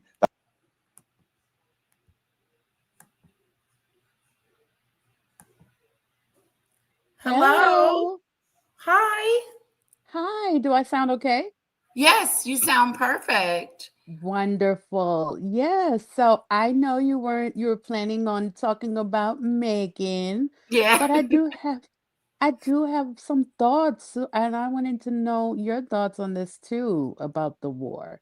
Yes. So there's a few things, and I'm not sure because I didn't catch the like I just came, but just curious to know. He said that the United States might lose, right? Yes. And he was right in his other predictions and everything. But my thing is that it was done 2 years ago, but we had didn't we went against Iran in last year, right? We had like a war for like 12 days. Okay. And they they uh they went back, like they kind of, they pulled back. And basically that's how we won that war right there, right? Okay. So I'm thinking that maybe I'm not sure. Like I don't know. I don't agree with that type of prediction, but I don't know if he could be right. But also what I'm thinking is that maybe because we won the last one, Iran thought that I mean, Trump thought that maybe, we this one will be like a little short war and that maybe but I think that maybe what if Iran like they got smarter this time around and then his prediction comes true that we might lose this Exactly. one. Like, what if they've been planning for, decades for an invasion by the US and have a strategy? Yes. This So war could go on for a lot more longer than Donald Trump thinks. And it doesn't, and Iran is saying, we're not backing down. We're not backing down. We want Donald Trump to get out. That's what they said. Get out. And also, they want reparations for the stuff that they have already broken. Oh, so you're saying like you mean like from like the 70s and stuff. I mean like from the past 40 years? No, Or all no, of I'm that talking time? about since Oh. they've been bombing them recently. Oh, the recent Yeah, stuff. Okay. like the school, but we're saying that we didn't do the school. Okay. I need to read up on that part. Okay. All right. I was just But wondering yeah, because yeah, I don't know what's gonna happen. We're such in the unknown that right. we didn't see this coming, the whole him going after Iran. And I Hmm. think that he thought that this would be over by now. Right. Exactly. Mhm. Exactly. But we're feeling it. I mean, look at the gas Yeah. prices. Yeah, Yeah. we're feeling the effects of it. And you know how things take a little bit of more time. Wait till Hmm. May and June, you know, when the dust settles a little bit and we see gas prices go up even more. Right. Girl, but I'm thinking, oh, I'm sorry, you're older. Ma'am, I'm apologizing. Let me get No, on that's to this. okay. You're fine. Okay. But I'm thinking about like maybe it might be a little bit longer too because of Russia, you know. Um, I think I read it somewhere. I don't know if you've heard this, that Russia is providing Iran with like specific assistance, Yes, I yeah. heard that too. So it's kind of like, I don't know. So it's like it's more than just Iran. Like it's Right. It's not just Iran. This could end up being a bigger war than we think. yeah. Oh That is my. so true, Lucky. Well, I'm gonna be following you for the because I haven't really seen anyone in like our sector covering this, so I'm interested to hear Oh, to see your perspective on it. well, I Yeah. really appreciate you coming up and come up anytime. I love visitors Yeah. and chit chat with me about anything. This was great. I Mhm. really enjoyed you coming up.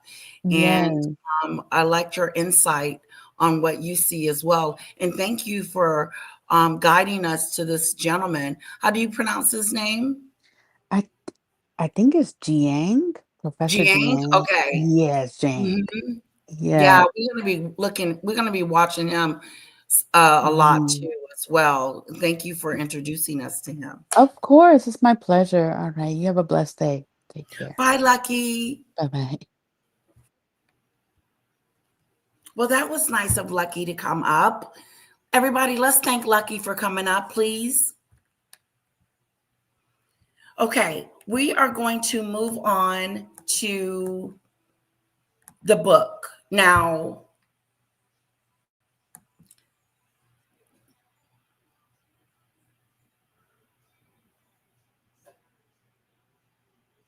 hello, Dave.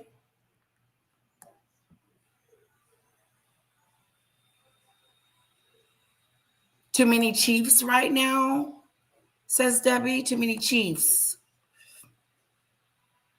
Yes, we did, DeLove. We did the school. Oh, okay, Kamari. Thank you. I'll put a star by that. Me too. Lucky has got to come back and hang out with us.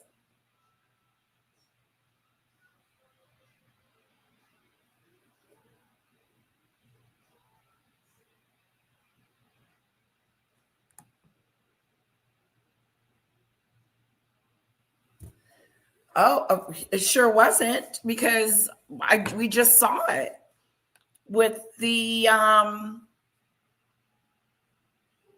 person you recommended earlier, Debbie, if I'm saying that correctly. Let's move. We are going to stay with the war, keep up with the war, and I probably start doing that first every morning, and then we go into our regular scheduled program. Because I think a lot of people are interested in this war and what's going on and so on and so on. Now, let's pull up Meghan in the book.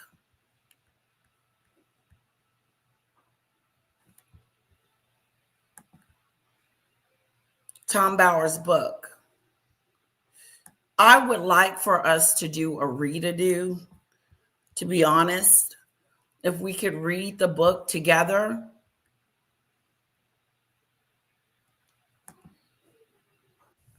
Regarding Andrew.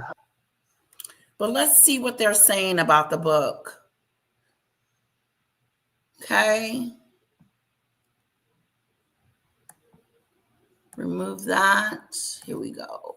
Oh, I've got to speak to this lady this morning. There's a lot going on in the royal family and stories. Royal biographer Angela Levin. She's next morning.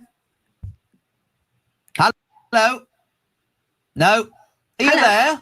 Yes. Goodness. Well, what happens is when I say hello, you're supposed to go. Let's do it again. Hello, Angela Levin. Good morning. How are you? I'm all right, my darling. Thank you. So much I want to talk. Donald Trump, I have a question for you. How are you and Vladimir Putin friends and Iran is being helped by Russia with money and stuff to fight you? Make it make sense. Talk about, as usual, not all the time in the world. Interesting, Tom Bower, the royal biographer, love him or loathe him, has brought out a book and a lot of opinion and talk over the weekend that Camilla, our queen, apparently described. I can't put it. You're too posh for me to use this. What? Brainwashed. The second word I was going to use was whipped, Angela. I mean, it's what everybody thinks. She's completely played him, hasn't she? Well, who's completely played who? Meghan's played Harry. Oh, yes, but we've known that. I said that actually when I saw them going to her first. Lucky, I don't see the book. Can anybody put the name of Tom Bower's book in the comment section, please? I don't even know the name of it, and I don't know if it's out yet. But according to sources, according to Camilla, told friends that Meghan brainwashed Harry. Put a 1 in the chat if we already knew that.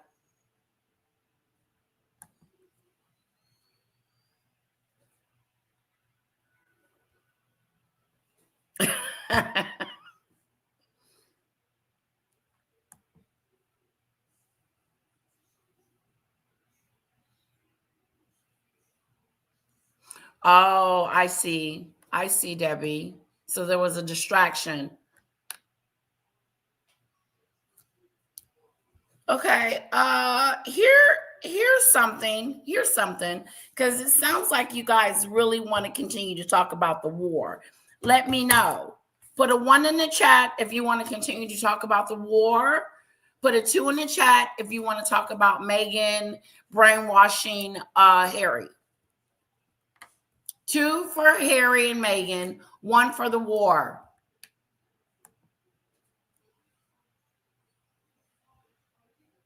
They are scandalous. Lucky.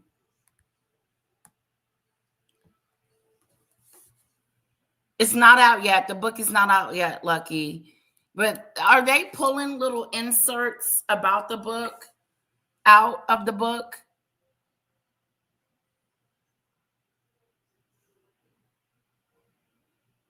Okay. Oh, she has? Interesting. 1, 1.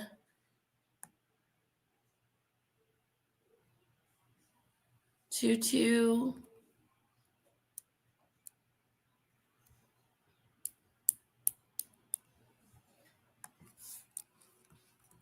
Maybe is the book that hasn't came out yet? Demon Dictator? Because we could do that one day.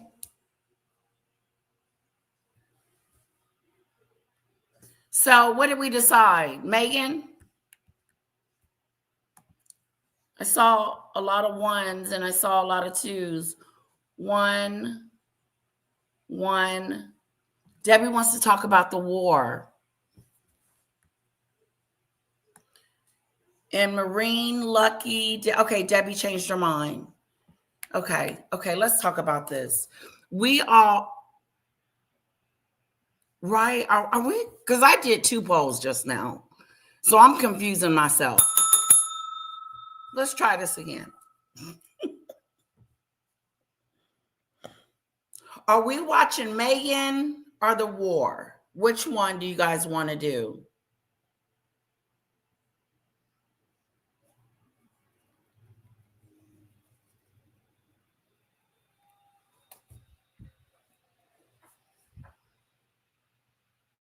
Okay, Meghan it is. Here's my next poll. The brainwashing, okay? The brainwashing. How many of you think that Meghan brainwashed Harry? Put a 1 in the chat if you think he was brainwashed.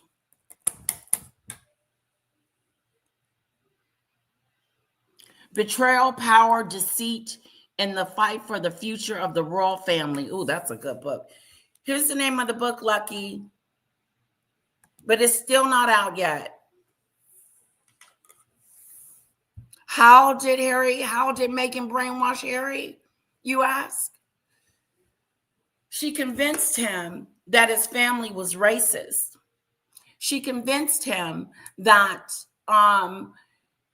to leave his home and to step down from being a senior royal. She separated him from his family.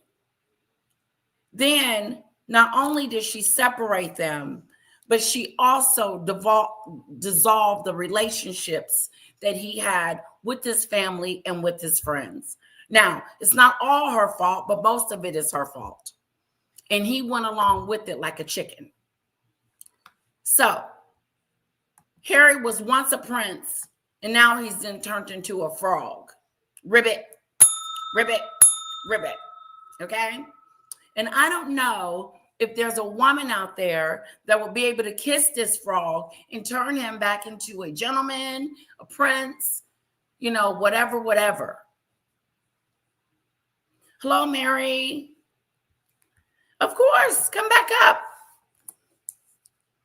And so basically, Meghan brainwashed Harry into coming to Montecito so she can do her JAMA scam. Brainwashed him into thinking that his whole family was evil. Hello, welcome back. Yes, a JAMA scam. Oh, girl, you got all the tea. Wait a second. Wait a minute. All right. So, okay. I know that Harry definitely had a step down from dealing with Meghan. Okay. I don't know if you're pro Meghan or not pro Meghan, but I'm not pro Meghan because I feel like I understand that the press, the British press, and they look like they're very harsh compared to ours. And I think a lot of them were racist, but I feel like as a black woman myself, okay, I feel like I would have tried to have him stay in the castle or whatever, have him stay Right. there and would have put my stake because it's more than just me at this point. I'm the first. I ain't going Right. nowhere. I'm be like I can Rosa make Parks. changes. I ain't Exactly. finna move. You there, So Lucky? Yeah. yeah, Okay. I'm here. I'm sorry. Can you hear me okay? Yes, you're good. Okay. Yes. So I don't know. I feel like I don't know if she was brainwashing him though, but I did read Spare. Well, I listened to the audiobook of Spare. And Okay. I did catch the part where she was like, he wrote, "Oh, um, Megan reminded me of my mother." So I feel like maybe that part was part of the brainwashing, maybe because she was trying to be like Diana or something like that, and maybe Yeah, I she don't was know. wearing her perfume. Mm. Mm-hmm. Megan was wearing her perfume. Let me thank Daisy real quick for my super chat. Lucky. Okay. Attention, everyone. Daisy Lee has given me a super chat. Thank you so much, Daisy Lee. I'm going to sing you a very short, sweet song. Thank you, Daisy Lee. Thank you, Daisy Lee. Thank you, sweetheart, so much for my super chat. Love you. Great reporting. Thank you, Daisy Lee. Now let's put some fans and some hearts in the chat for Daisy Lee's super chat. Yes. Yes. Let me Thank you, Lucky. put some fans Yeah, up in well, there. you're right. The reason why I say it was a brainwash situation is because before Megan came along, he wasn't doing any of this crazy stuff, but I can't say that he didn't want. I do kind of feel, just a little bit of me feel like maybe he wanted to break away from the royal family, but didn't know how. But then why would you want to leave your home? Yeah, it doesn't make sense to me. I just think that I don't really think that it was hardcore racism going on. I do think that there was some adjustment that needed to happen with her because of her culture is different from their culture. So she had to adapt to a whole new world. So that can be difficult. I'll give her that much. But she didn't even give it 5 years, like she would say. If you can't give anything for 5 minutes, if you can't do something for 5 years, don't even give it 5 minutes. And for her to say that and leave the royal family after a year and a half was quite shocking to me. I didn't even realize it was that quick. It was like right after the baby. My goodness. Now, she said she was suicidal too. Oh, yeah. She played that card. Yeah, and then Diana had that kind of those kind of thoughts too. Yeah, she went through some mental health situations. Yeah. Oh, that's high. Oh man. Well then, I don't know. Megan is just such a big disappointment. I feel very disappointed in her. I feel like you had that opportunity. You could have made your mark. Of course, if you're the first person to do anything, you're gonna it's going to be the hardest to adjust. Yes. Because you're the first, and you're the first one to have. I mean, what about your lineage? You know, like, are they going to be able to Exactly. come back to the castle? You're just thinking about your being, Yourself. yeah, like right now, and you have a prince in your like, come on, and you got him looking like a farmer. I was watching that Netflix thing, and he looked like a farmer. Like, like what is and no Yeah. shade to the farmers. Odd. Like, am I in here StreamYard twice? Am I in here StreamYard twice? Hi, Demon Dictator. We can hear you. Hi, There's an echo. Let me just shut YouTube down. Hold on, if I can close YouTube down. Okay. Oh, come on. 1 second.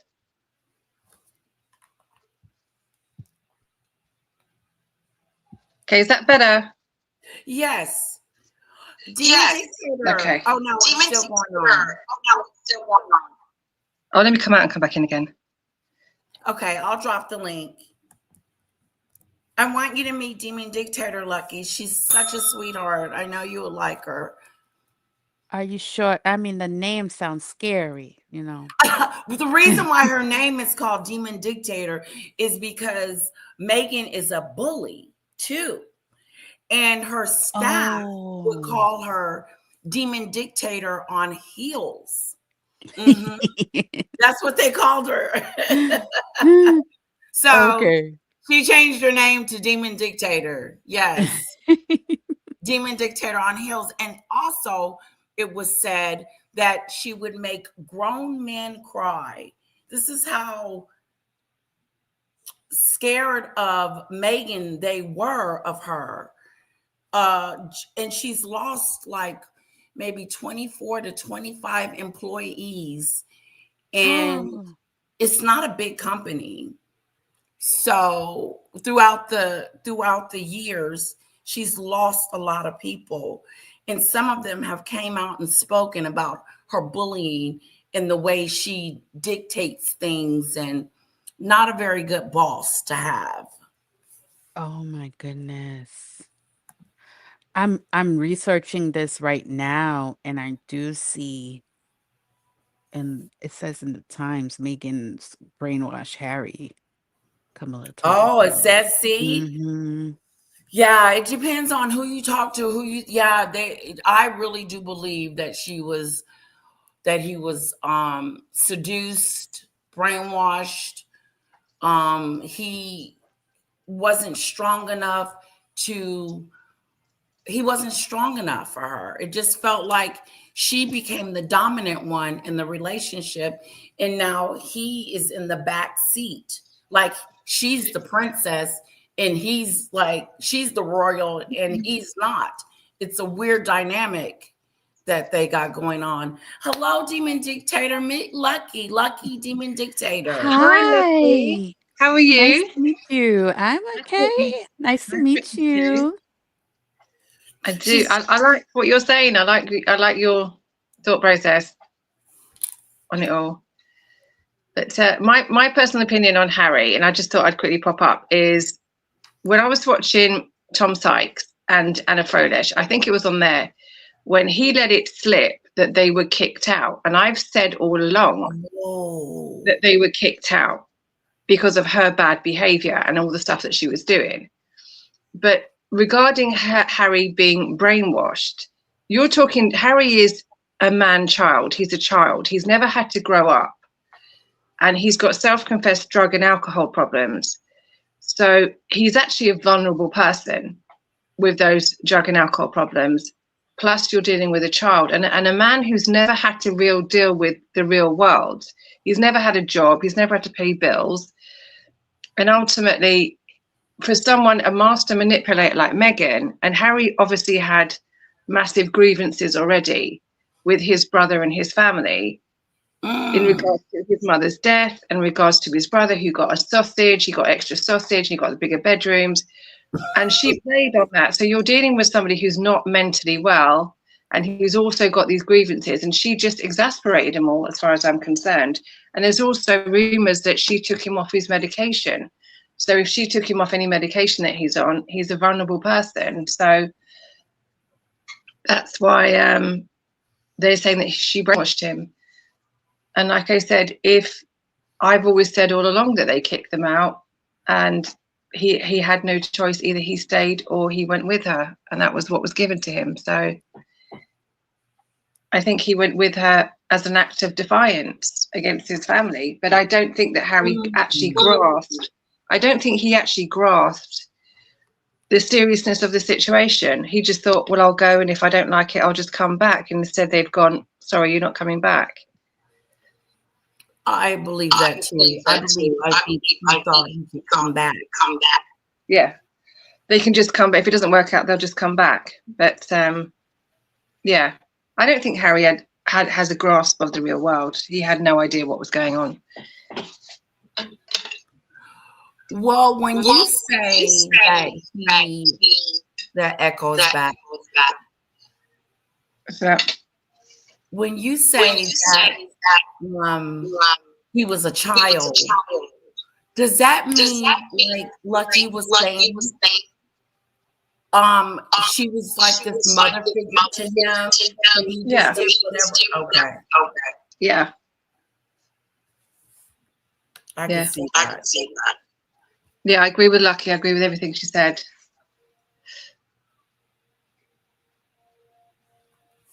You still there, Lucky? Oh, you still got that echo. Oh, yes, I'm still here. I'm just wondering if that was my mic doing the echoing. No. Is it me? Yeah.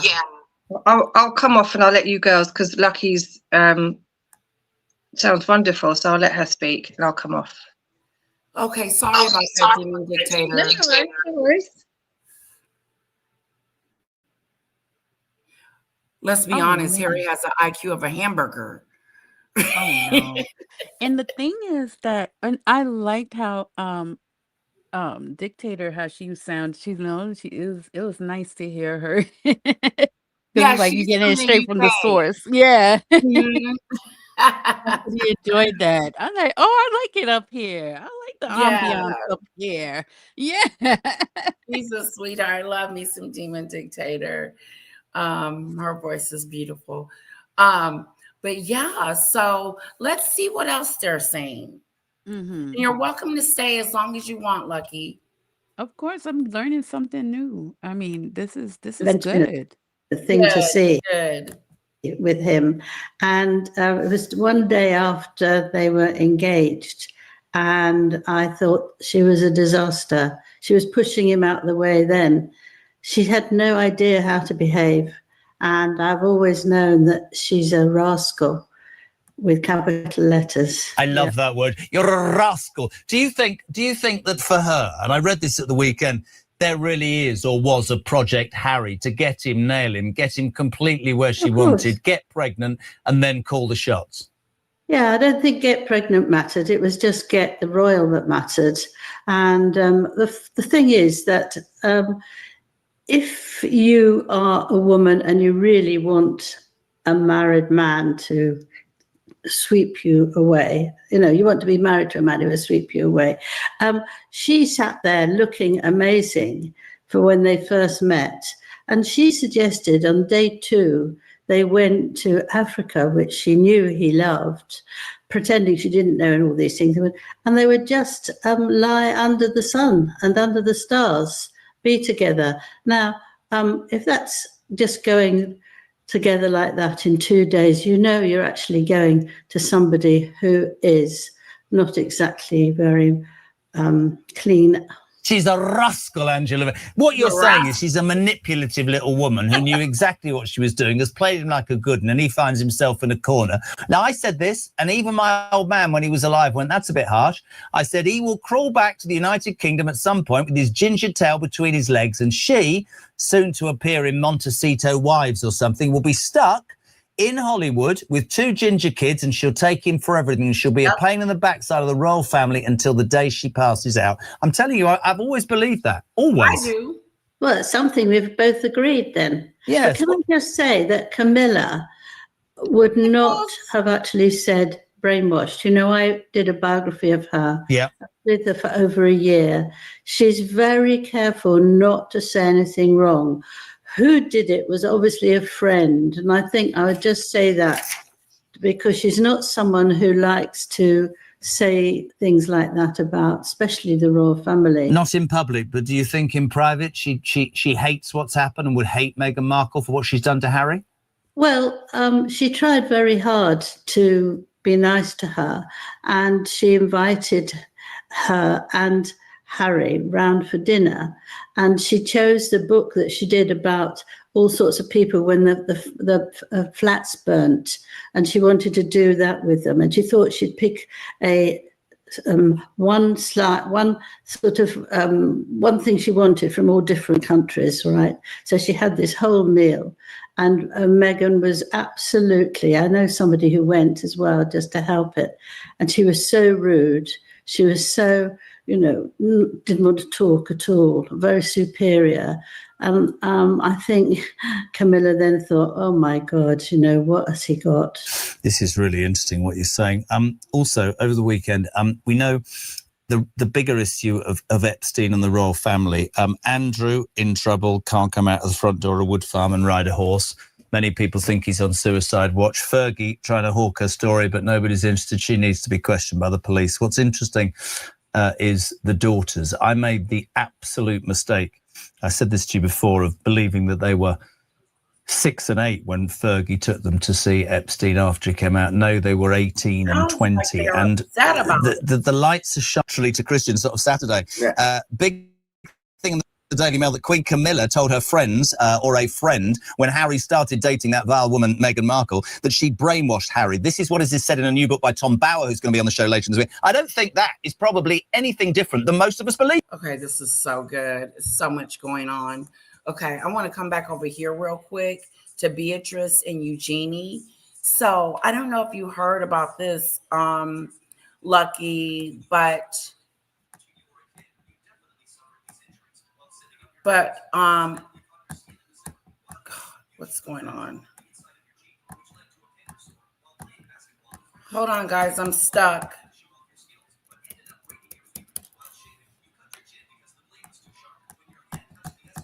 Okay, go down, come back up.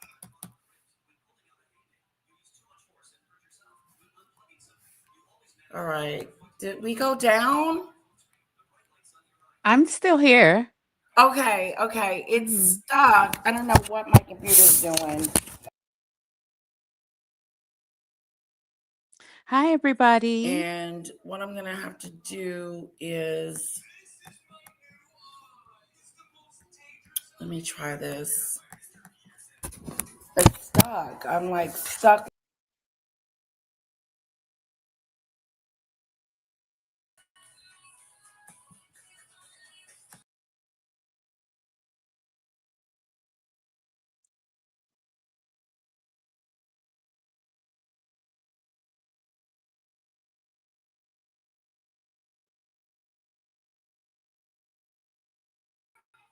All right, I'm back. Sorry about that.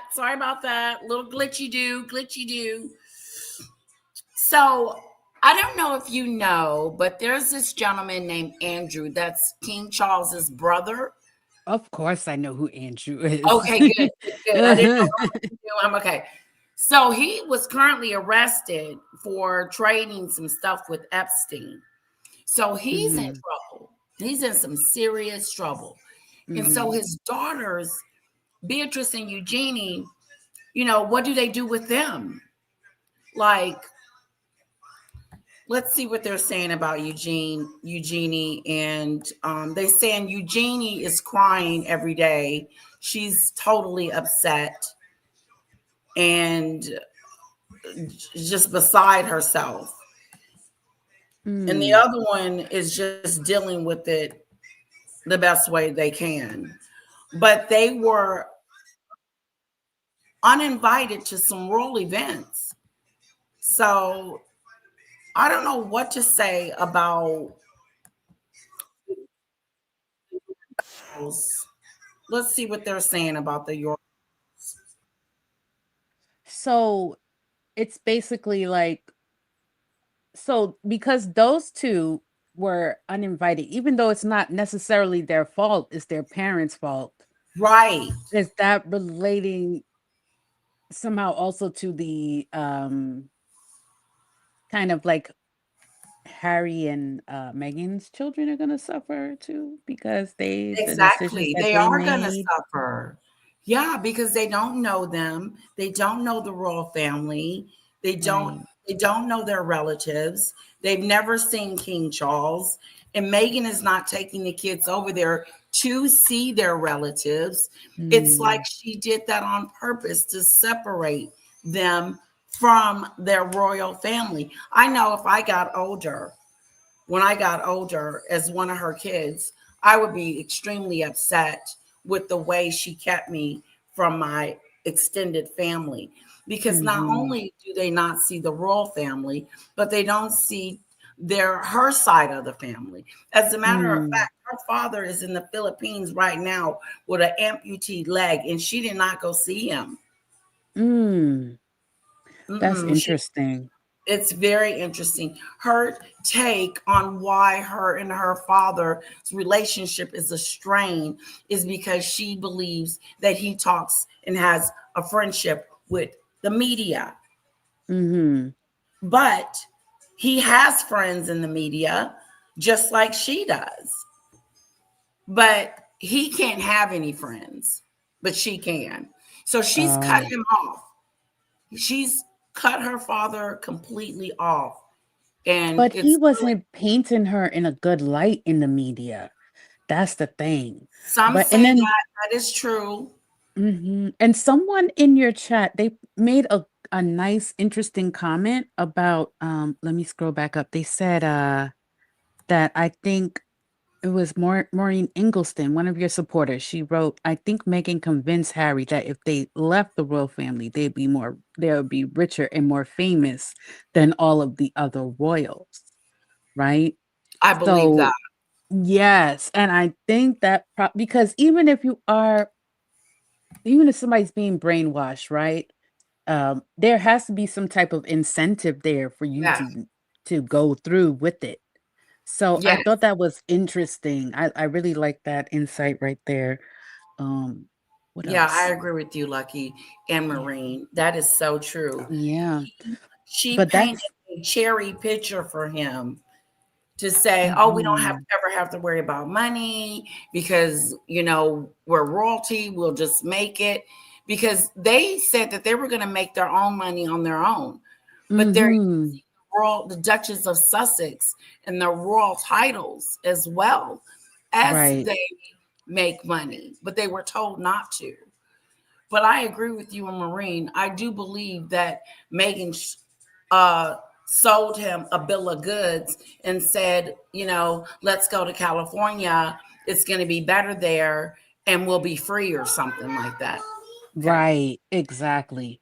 It had to be because ain't no way because they and I think the way how the money is set up in the for the over there in the royalties section that they kind of have like an allowance. They kind of have like they don't really make their own money.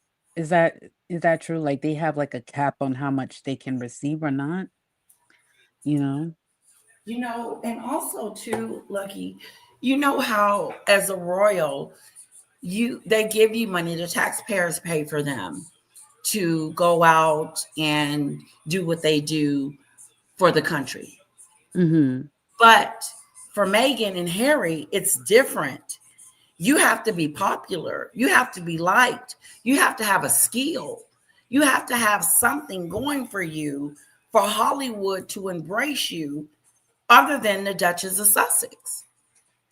And everything that she's touched and put her hands on, because she keeps rebranding herself. Every week she's branding herself with a new brand. And so after the jam scam and the As Ever and the With Love Meghan Netflix show, it failed. And if you're liked and you're popular, people can sometimes look past the the things that you lack. Right. Like, That's okay, true. even if your jam is not that good, I'm gonna buy it anyway because I like you.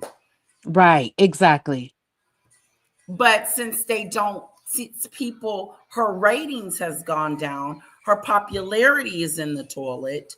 Mm. She is not popular and liked like when she first stepped on the scene, because we didn't know who she was. I liked her in the beginning. I was like, wow, look at this. He's finna marry an American, and watch the whole wedding and everything. And I liked her. I was rooting for these two. And then when she went to Africa and said, no one's asking me how I feel, that's when I knew something was wrong. Yes.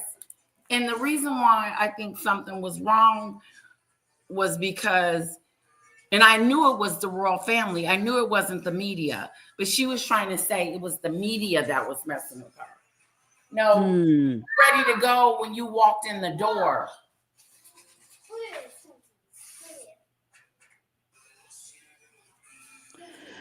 Oh my goodness. But I know you were going into Prince Andrew, but while you were I kind of like sped read through this article, and I feel like that's this gives us some insight into her way of thinking.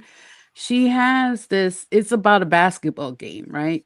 And I think it's called the 2025 Invictus Games, the Oh people that make the yeah. watch in Vancouver. And oh, you know what I'm talking about? About how it's supposed to be a big basketball game. It's billed as the premier global competition for wounded and injured military veterans. And Harry and Meghan, according to this article, they flew up from Montecito in a private jet. They stayed in a penthouse suite. They arrived at the arena on an electric golf cart through an underground tunnel, filmed by their own camera crew. And the arena, it seats over 2,000 people, and only 43 people bought tickets. Okay. So Okay. That says a lot about the love for you, Meghan, because you notice when Catherine comes outside, there's a Mhm. crowd. When Meghan Mhm. comes outside, there's not a crowd. She went to New York one day and had 6 cars, 6 vehicles with Mhm. security and just all kinds of stuff. And nobody was there but her and Harry and a few of the press. But it wasn't like a crowd standing outside, all excited about the Duchess of Sussex.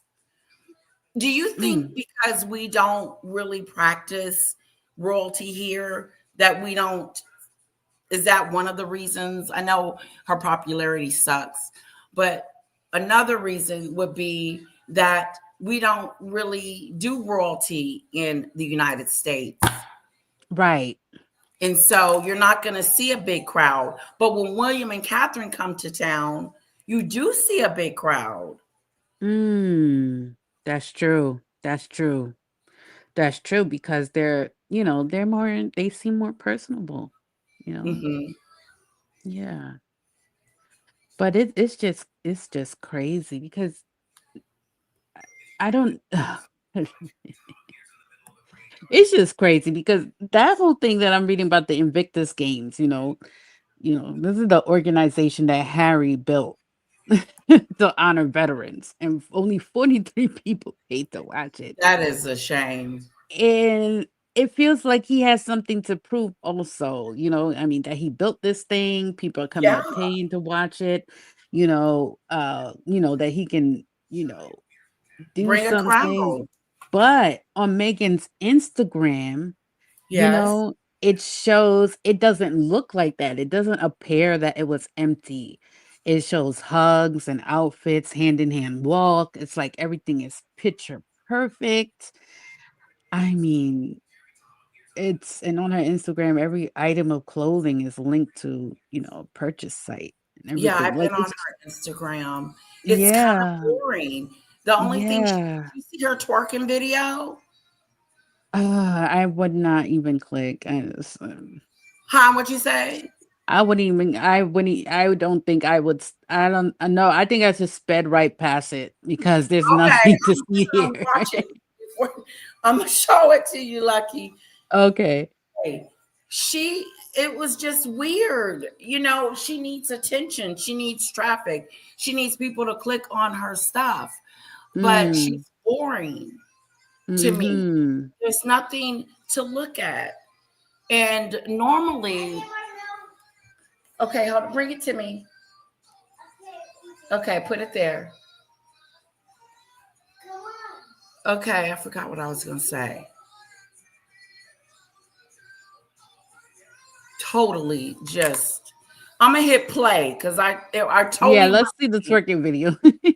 Okay, I'm gonna bring that up in just a sec. I said this to you before of believing that they were 6 and 8 when Fergie took them to see Epstein after he came out. No, they were 18 and 20. And the lights are shining on Beatrice and Eugenie. Apparently over the weekend we hear that Beatrice can't stop crying. Eugenie's got her head in her hands, and Royal insiders are saying that the king is beginning to distance himself from the daughters, and things could get a lot worse for them because they are implicated. What are your thoughts on that, Angela? Yes, well, I agree with you now. We talked that actually if you're 20 and you go and see somebody who has had sex with young girls, you keep well away. You don't they're trying to be friends. And she agreed to go with her mother and Eugenie when he came out of prison 5 days earlier. Yeah. Now, you have to know by that age that you don't do that with men. Absolutely.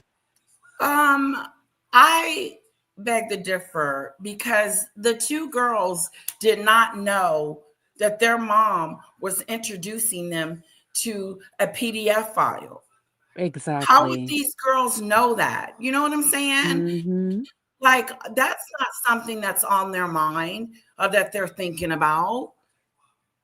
Like that's not something that's in their face and that they know of. I don't think that they knew what Epstein was doing. And so what happened was the mother, Fergie, had took the girls to go see Epstein. And they were about 18 or 19, I think, around that time. But Fergie knew what was going on in that house, I believe. Do you guys think Fergie knew that what was going on with Epstein?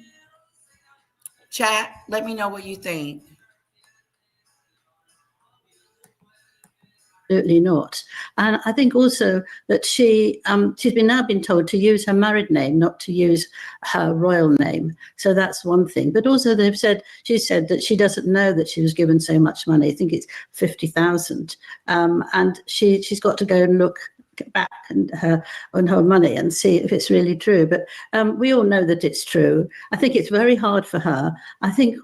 Do you think the king has cut contact with Eugenie and Beatrice? Do you think he'll slowly step back? For the moment. He's keeping away for the moment because they don't want them to come to any of the in sort of special places or special things that's going to happen. They don't want them to be there. Ascot, Wimbledon, nothing like that. So he's step back.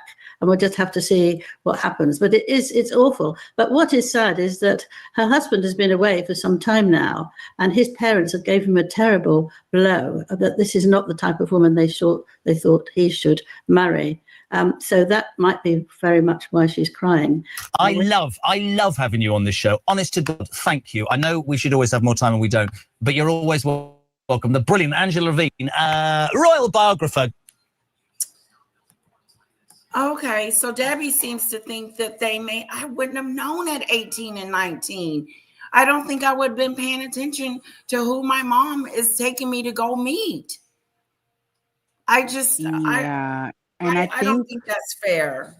And I think I would have trusted my parents also Right. especially if they're coming to, even if that person in the media was pointed out as the devil, I think I would, if my parents said that they were okay or they're a friend of the family, I would trust my parents. in what they're saying. I mean, unless I saw something that looked crazy, Right. but if there wasn't anything explicit or anything that was just, I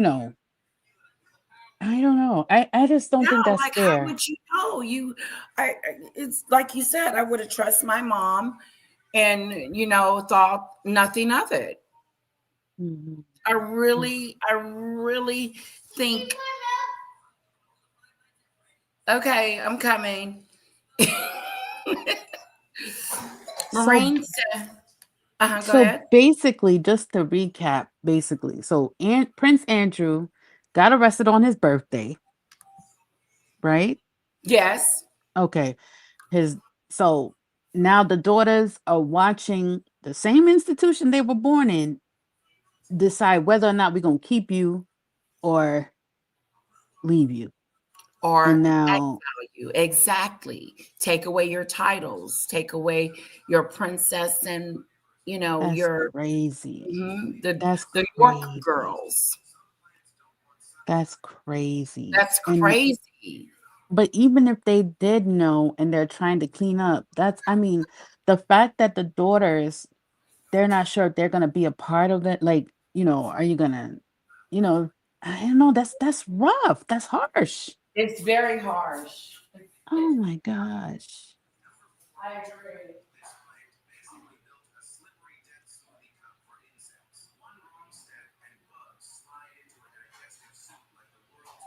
Yeah, and some people seems to think that they knew. So if let's say for funnies, or just say for hypothetically that, okay, I knew something about him. I know that I read something in the mail that he wasn't a good guy or something like that.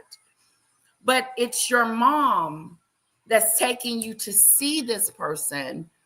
And what are you supposed to do? Say, Mom, no, I don't want to go meet this person.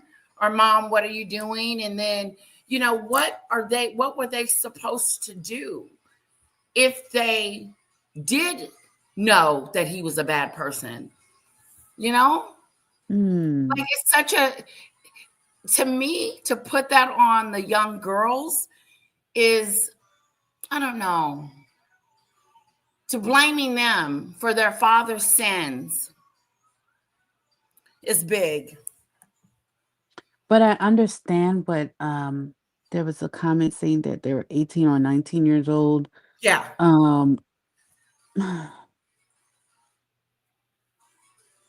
Yeah. Yeah.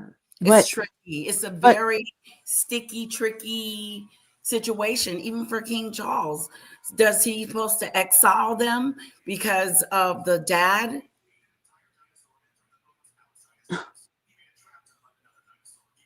Yeah. It's like two different things, because all right, so let's say, okay, the innocent daughter's narrative, right? It requires us to believe that two adult women, okay, so if we go with the innocent daughter's narrative, right, Okay. we need to believe two adult women flew to, I think it was wherever, right? Yeah, the island. Miami. They flew to Miami on a convicted sex offender's dime, had lunch with him days after his prison release, and asked zero questions. So if we kind of put it I like think the mom that, did not do them a good service. The mom that was a really bad thing on Fergie's agenda, to go and take them girls to see him after he got out of prison. You were saying, Lucky? I don't know. I don't know. I kind of, I don't know. I kind of going with Debbie a little bit. Yeah, I think I'm a gonna lot of go with Debbie. okay. Yeah. Yeah, I think not just Debbie. I think Maureen feels that way, and Kamari thinks that, like they were old enough to know. Yeah.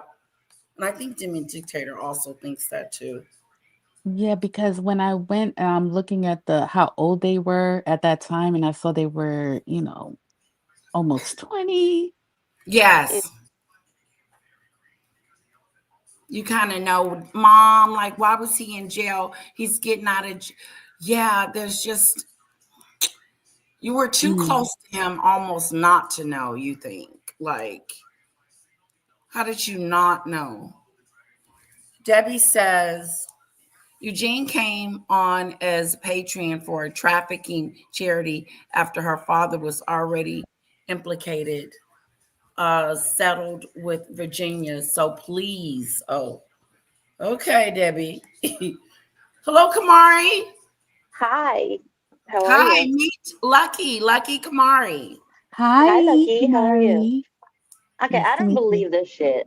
One bit. I believe the girls did know everything, especially the fact that the mother, Fergie, was also saying, "I'm going to marry this guy" after he got out of the prison, and she made all that letters that stating that she wanted to marry this guy. The girls had to know that the fact that he was loaded and all that, and the fact that the mother wanted to go ahead and marry this. I can't. Pedophile. I believe they did know everything about him. I believe Okay, that Fergie was told in him, the "This is email. our way out. This is our way out to be with this guy who's richer than the king, or at that time the queen, or whatever it was." But I do believe 18 and 19, or 18 and 20 years old, they come on now. How did they meet Meghan? Soho House. Right. Supposedly. But Yeah. also they met Meghan with Epstein, or I'm just gonna say J.E. Okay. And I believe they knew everything down to the penny of him, what was going on. I really do. That's my belief. You're not gonna go in there 18, 19, just gonna go meet some random dude not knowing about shit about him. I believe Fergie told everything to the girl. So with that said, they know and knew. So how should they be treated? How they should be treated is the same way the father was. What's his name? Andrew. The same situation, because they're all tied together. They all know all the secrets of what's going on. How are they getting their finances when Prince William wanted to go ahead and audit their shit, and they didn't want that? I believe that's also a finances from the Epstein or J.E., whatever the hell you want to call him. Yeah. So I believe there's some transaction in that situation too, along with Fergie. She got some money off of J.E. You know she did. And she passed that along with the girls. With the hush-hush money. The hush-hush money.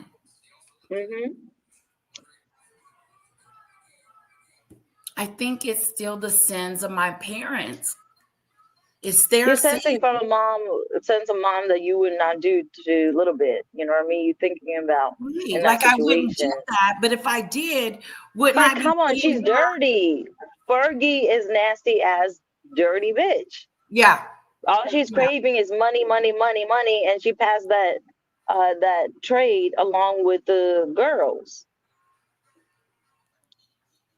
Wow, you guys, it's just interesting to hear your point of view of it and how I really do feel like they are being accountable for their parents' sins. Yeah, but they could have came to William and said, "Hey, we're in this position. How do we deal with it?" I mean, they didn't have to go to King Charles, but they could have went to Prince William, trying to figure out all this crap that their mom. How do we go about before we lose our titles? So why did they deny the audit, the finances that Prince William wanted to do? That's a big question mark right there. Yeah, that is true, Kamari. That is true. They didn't want him to look into their records. And the reason why Andrew got arrested was because of the trading. So they're trying to see if there's any misdealings with them. So I can see that. Now I can see that. William wants to see their records. They don't want to show their records. Exactly. Then, okay, there's a problem. That's where There's the a problem problem. lies for me. Exactly. If they Yeah. have nothing to do with it, and like I said, I was like, I have nothing to do with it. So go ahead and look at my finances, see where it's coming from. And then they're also attached to the foreign exchanges too that they're supposedly are in. That they keep going into Iran but and all that. Ryan, you know, what if the girls was being told that it wasn't true what he was convicted of, and they let him out of jail, which they did, and now, I mean, now you're really reading into stuff. Okay. See, Lady Letitia, you're really reading into I'm going stuff. too deep. Okay. Read You too are. much. Way too much. The I'm facts just are trying facts. to, because let me put myself in Fergie's situation for a second. If I had took Kara to go see him, then I would be putting my daughter let in me a put very you in this situation. compromised If you were situation. financially stable and Epstein turned around and say, I got you, I'm going to transfer the money, I got you girls or your daughter, would you say anything? Hey, we got money, and you know, whatever you have to say, but you guys are settled for a minute. You know what I mean? You settle for a minute. Would you say anything to Kara about that? God, I feel like I want to tell my daughter everything. So I You don't would know have to that I tell them would everything. leave this So out. Yeah, we wouldn't have went to see him, but I would have told her. You know what I'm saying? But I then I understand. wouldn't I have believe went that's because where it's a PDF file. I understand where you're coming from, but I do believe that Fergie told the girls everything. That's really sad. Everything. That's sad that they Hey, they're exposed dirty him too. to the Sorry. situation. Do you think Well, they then were? don't be dirty. Do you think they were more exposed to the situation, or they were like, well, they didn't They show the weren't record. exposed to shit. No, they knew. They weren't. They might be exposed, but I mean, like going, for example, with Kira, you would expose her. So yes, you would have to expose her. So they knew what the fuck was going on. They knew what was the setting. They knew the person. They knew Well, where the finances were coming.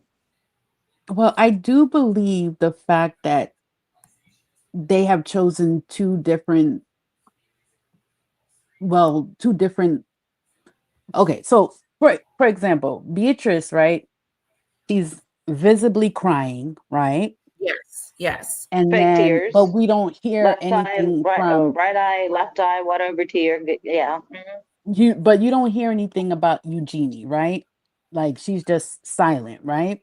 Right. So we know that even though she's crying, I mean, it's still a form of silence, right? And what we know is that silence, silence is always a decision, it's not. Well, who's the silencing though? Is she silencing or her sister telling her to silence or shit? Well, they're not coming out saying anything. Exactly. And They're working as a team. Do you think they should make a statement? I think that they're looking at I think they're making two. I don't think they're working as a team. You know why? Because if they were, they would probably most likely be doing the same thing. They will both be crying.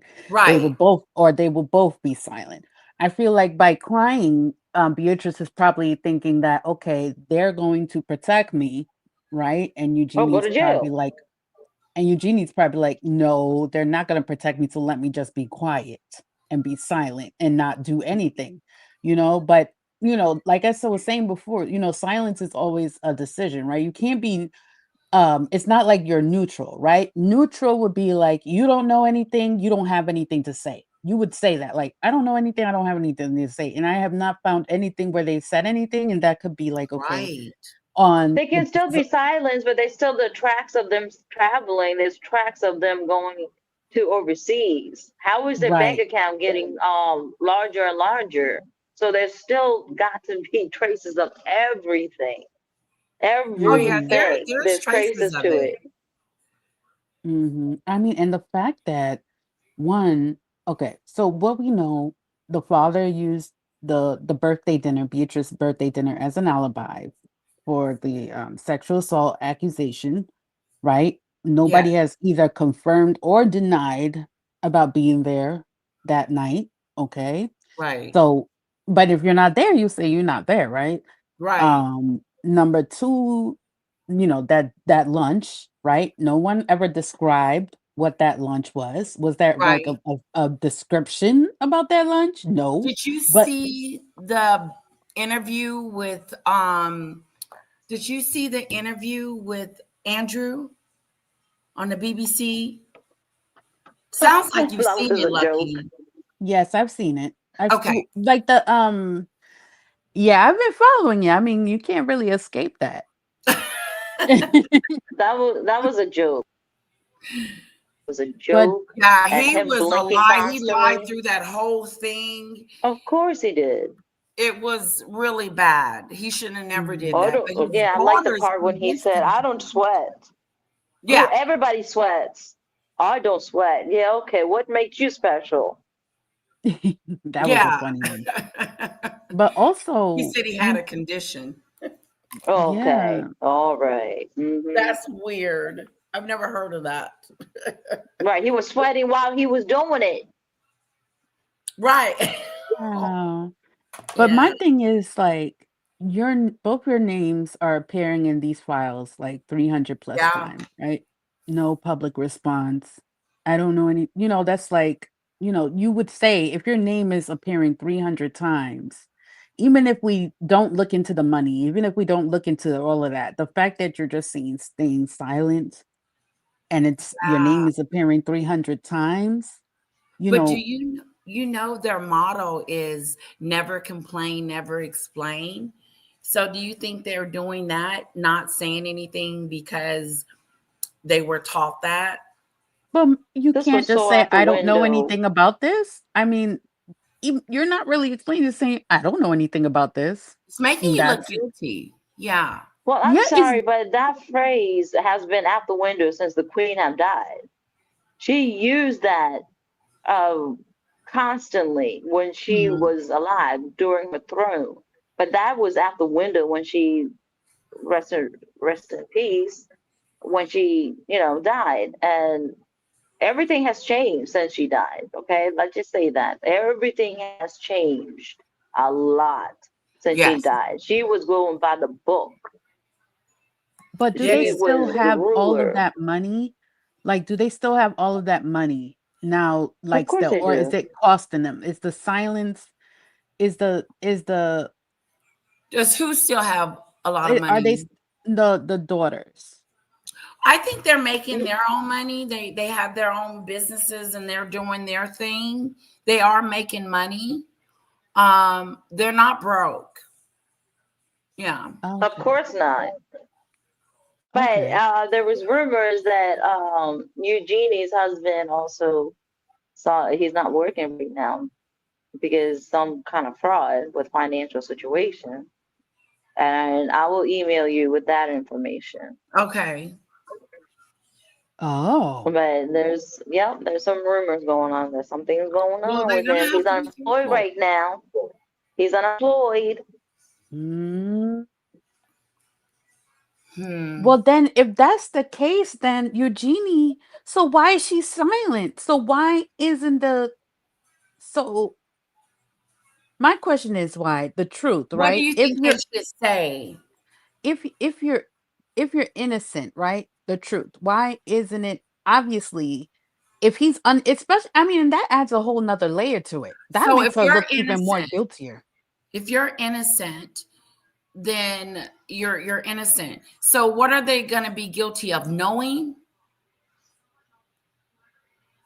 Well, that's a good question. Yeah. I want to know.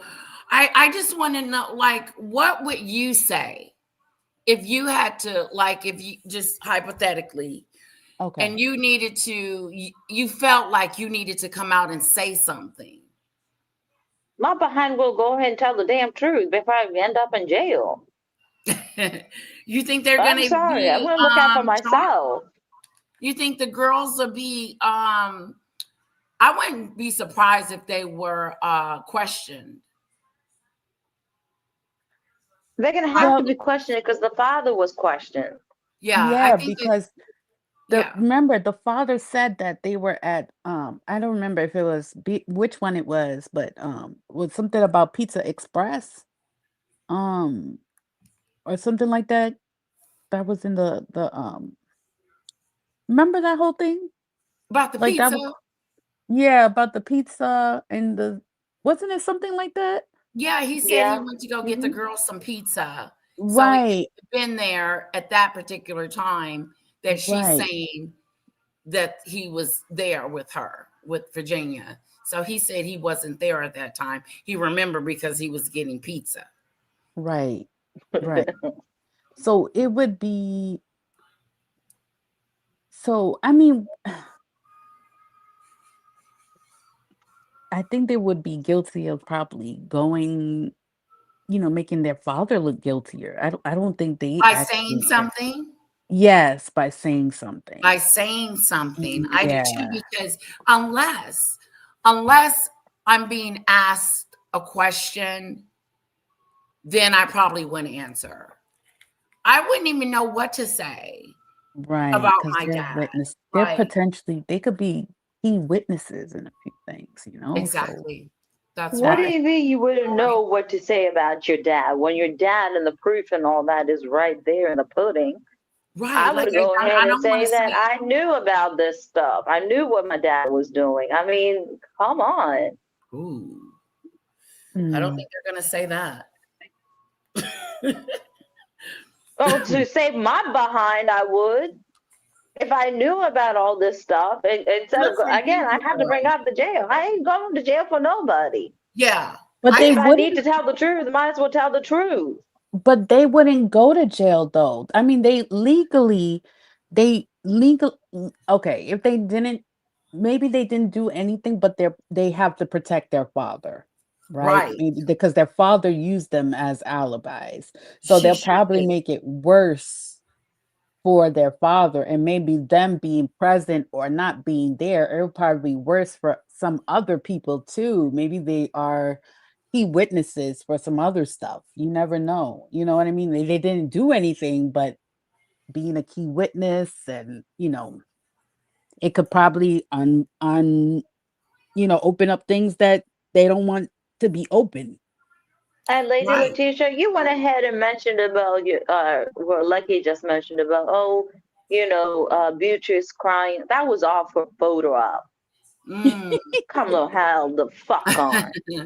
That was all that shit was. I'm gonna cry. Oh, the cameras are here. Let's cry. Let's hug and let's Mhm. cry. That's Okay. all. This is all a show. This is all just crap. Just Yeah, come out and tell the Girl. truth. yeah, Mm. I Save yourself by agree. telling the truth. Just tell the Mhm. truth. Diane says the sisters married money and owed money at that those two girls will never not have all they want. They don't need the titles. They just want more. Interesting, Diane. And No, they also, didn't want to. I'm in agreement with her, actually. Thank you for saying that. Whoever said that. I'm in Diane, agreement with you, and thank you for saying that. But I'm going to have to include with that the fact that they are money hungry bitches. Okay, that's what we know they are. They're money hungry bitches. They are so comfortable with their lifestyle. They don't want to be like us. Okay, let's just say that they've been uppity, with their little pinky up and shit. What do they want to go down to our level for? What? Of She course they're gonna said fight for those she damn said with their titles. pinky up.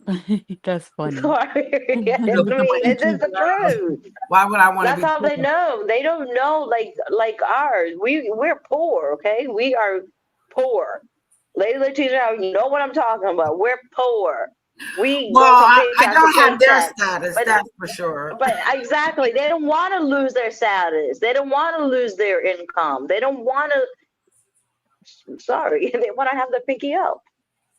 Debbie says potentially the girls could be guilty of secondhand access to government Ooh. politicians because of their titles. Interesting. Marine says he brought one of the girls to a party at Pizza Express, so he couldn't have been at Trap's nightclub with Virginia. What a load of crap. Exactly. Right, right. And if she blows that off, you know, Yeah. and that could probably explode, that probably be a domino effect, you know? Mm-hmm. Mm-hmm. Yeah. Yes. Well, Making up a story like he can't sweat and he was at a pizza parlor. mm-hmm. Yeah, But Miss okay. Letitia, Miss Lady Letitia, I want to thank you for having me. I don't want to wear up my welcome. Oh, Okay. Lucky, I thank don't. you so much. You've got to come back and join us. Yes, Okay. I had a lot of fun and I Coming. love your chat. You had so much, you know, you have a lot of Thank smart people you. here. And it was interesting digging into it. I've always been interested in the royal family, but I haven't really been following. So it was nice to catch up and, you know, and seeing what's going on. But I'm definitely going to be stopping by. When are you going to be live again? Or do you I know? go Do you have, like, every a day in the schedule? morning. So Okay. yes, that's when I go. I usually go in the morning. But Okay. I want Okay. to thank you so much. Of course. I This is the love first your time up here. insight. Mhm. All right. Take care. Bye-bye. And nice to It was meet you nice meeting too. you. Okay. And nice meeting you too. Well, Okay. take care and be safe. Thank you. You too. Bye bye. But Lady Letitia, I really do believe these girls know and do They know a lot of knew. facts. Yeah, that's what Debbie said, that they knew they was of age to know what was going on, and he had just got out of jail. They knew something was going And on. let them come on, like, they're not virgins when they were 18 and 20. Oh yeah, because Let's just mom say said they were out with the boyfriend at one. right.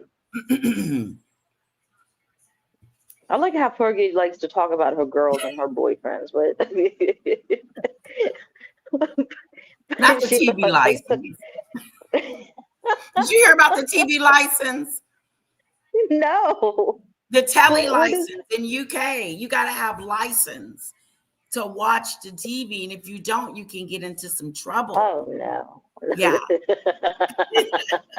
Well, I guess I'm going to, because I watch BBC all the time here, so I guess thank God I'm in America.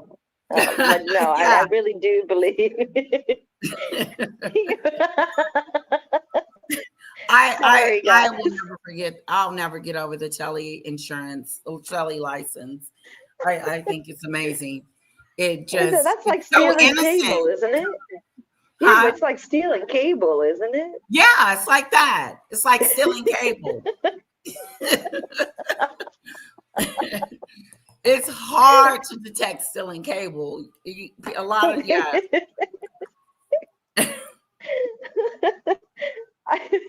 Wow. A lot of different rules in different countries, but cable is not gonna be one of them.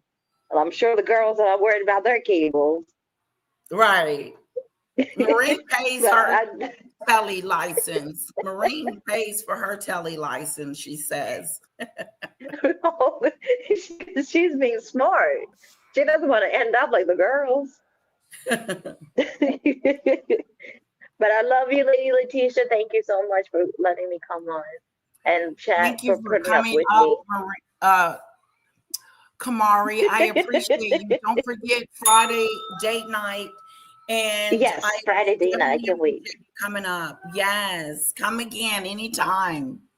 I love you so much. And chat, thank you so much. Love you too, sweetheart. Bye-bye. Bye-bye. Hi, Cyrus. It's good to see you. Salute. Okay, guys. It's going on 3 hours. I think we've had enough. I did want to show you one more thing.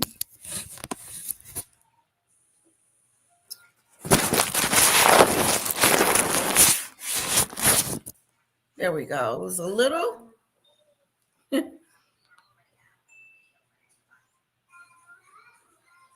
Okay, I want to show you one more thing, guys. Let's do one more thing for the road. Okay, and then I'm going to let you guys go because I got to get into a little bit.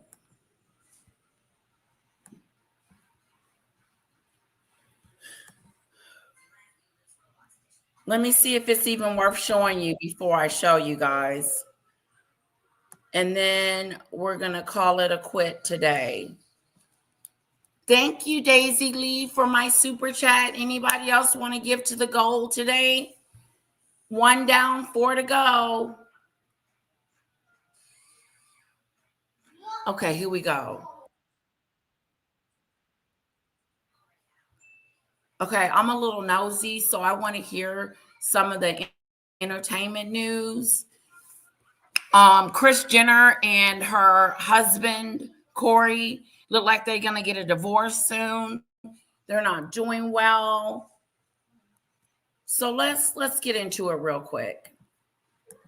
Corey Gamble is done playing pretend and he's ready for his payout. Katy Perry set herself on fire and then went viral online for trolling a dedicated fan. The show Euphoria is under fire because the lead Zendaya is refusing to interact with Sydney Sweeney, especially after— Did they say Katy Perry set herself on fire? Zendaya learned that Sydney disrespected her husband, Tom Holland. And finally, Katherine Heigl is back, but nobody was asking for this kind of return. So let's get into it.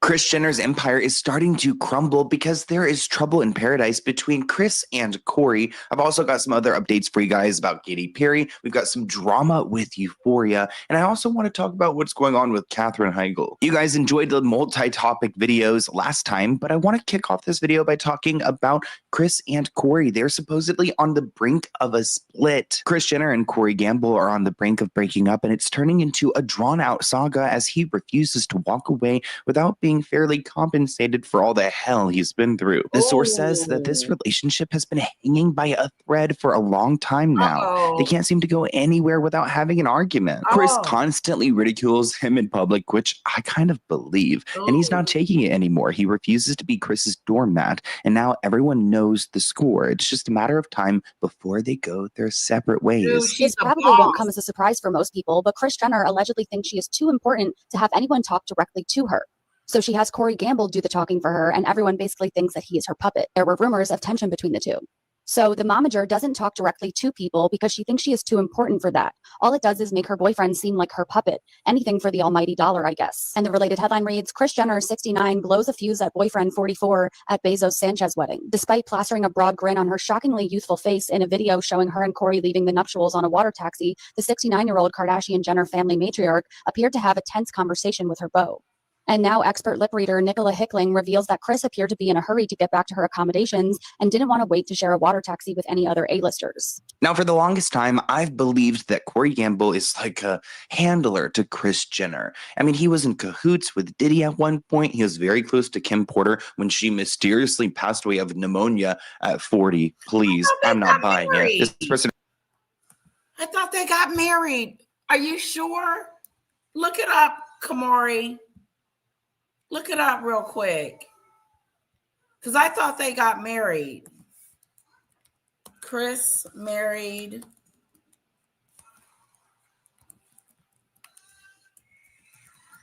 to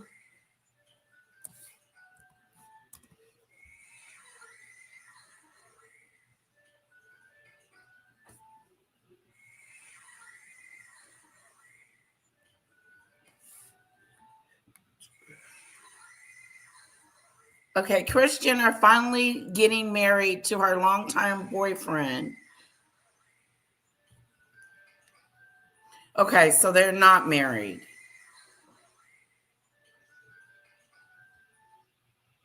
They got married. Here it is right here. See, they got married.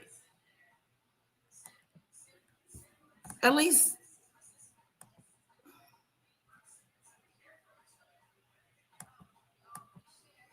Is Kris Jenner getting married for a third time? Meet her bridesmaids. Wait a minute. Are you guys married or not?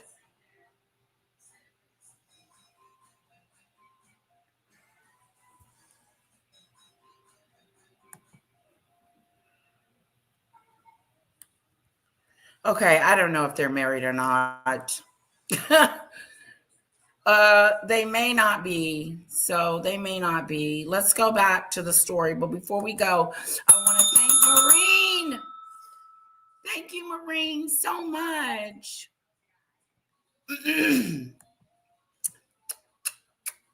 Thank you, Maureen, and thank you for enjoying the live.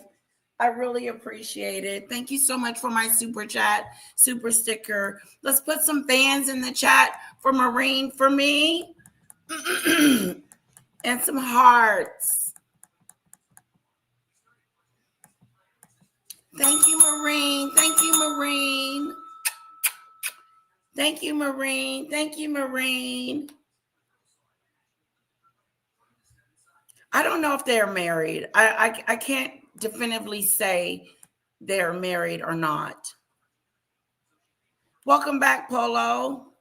You can't stand Corey? That's what it said. Katy Perry set herself on fire. We've got to go see that, okay? We've got to go see. It said Katy Perry caught herself on fire.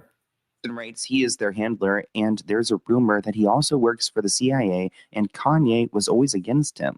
Kris is out of touch with reality. Maybe she has social anxiety, this person says, which I doubt that Kris Jenner has social anxiety. I know a lot of celebrities do, but I don't think Kris does. I mean, she was doing like a QVC like back in the day before she was famous. She's always been very outgoing. I don't know. She doesn't give me that vibe, this person writes. She seems super nice. Corey is a Hollywood cleaner. If you know, you know, which I think we're talking about the Kim Porter situation. Corey's a puppet, question mark? Imagine calling a whole handler a puppet. Another person says, I wouldn't call him a puppet. There's been a lot of gossip about what he actually does. And you know what? If you look at the grand scheme of things, he's done a great job. He's been a great boyfriend to Kris Jenner, kind of like how like Sam Asghari, I mean, I would argue he didn't hold it together for Britney, but he kind of did because he was a boyfriend handler. I mean, Corey Gamble's the same way, holding it together for Kris. He feels like he deserves a nice payday.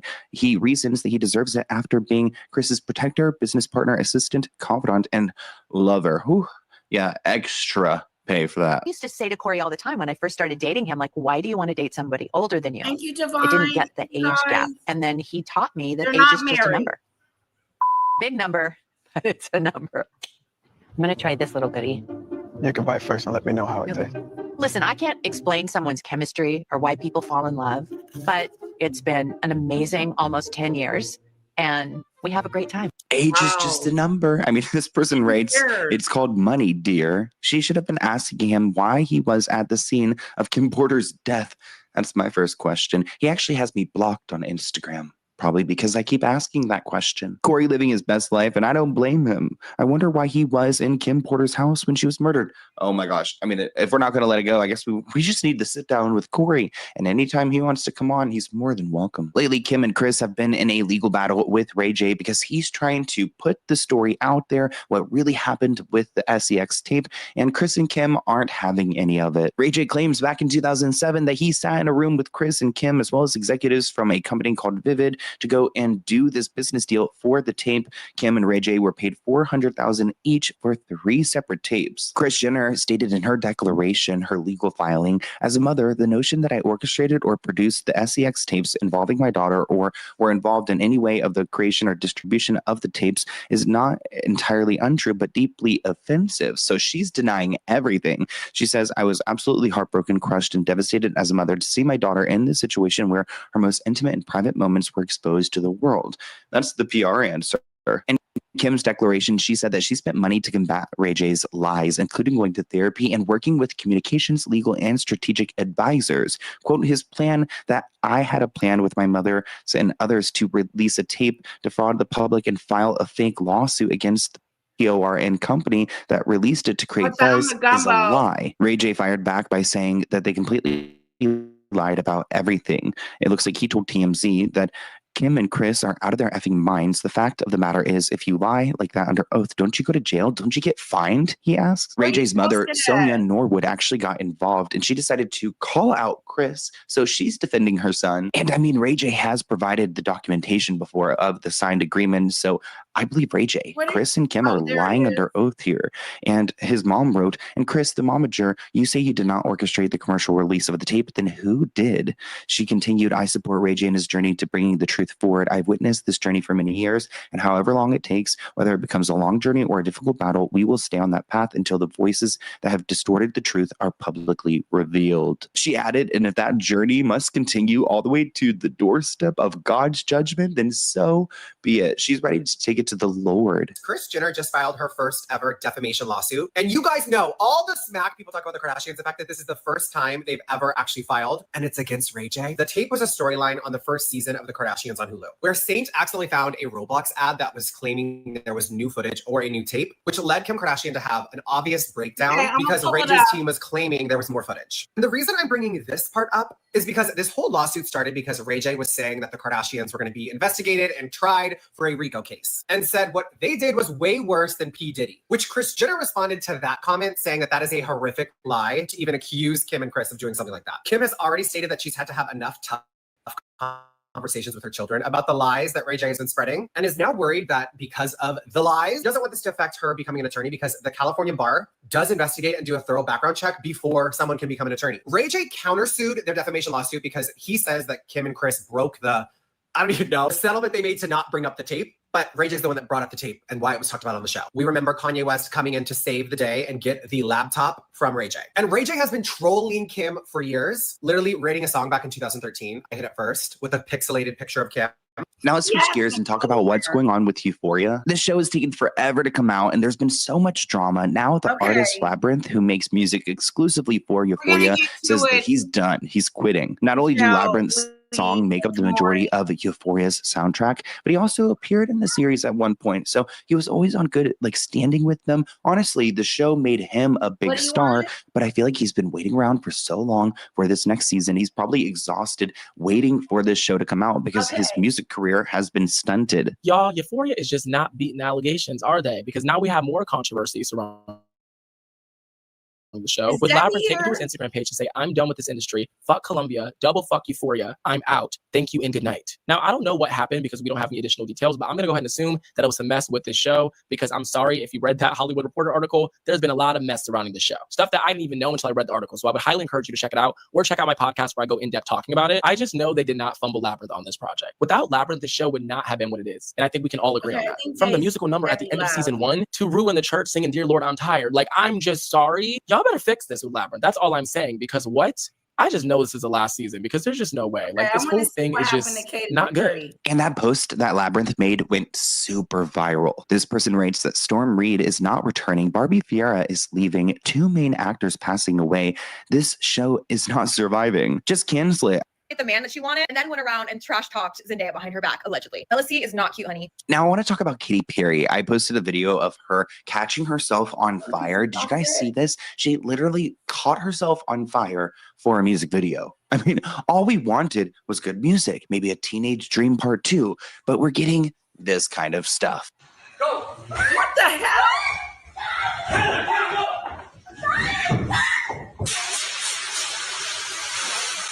Katy was recently slammed for a tone-deaf reply after a desperate fan says that she's selling her concert ticket because she posted a video of her catching herself on fire. Did you guys see this? She literally caught herself on fire for a music video. I mean, all we wanted was good music, maybe a Teenage Dream Part 2, but we're getting this kind of stuff.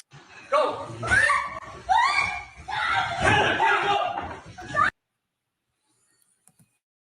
That's that stupid stuff. What is Katy Perry doing? Running around, catching herself on fire for a music video? I mean, come on, just sing the dang song. If the song is good, it's going to be good. You don't need to be on fire. She didn't call herself smooth on fire. Okay? Called herself on fire for a music video.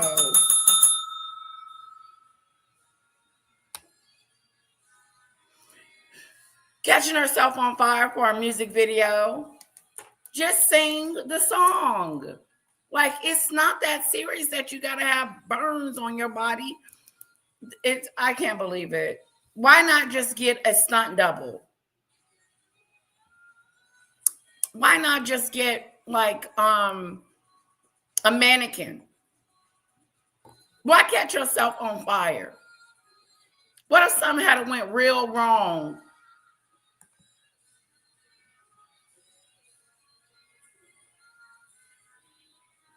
Yeah, she's got some major issues. That's that stupid stuff I do.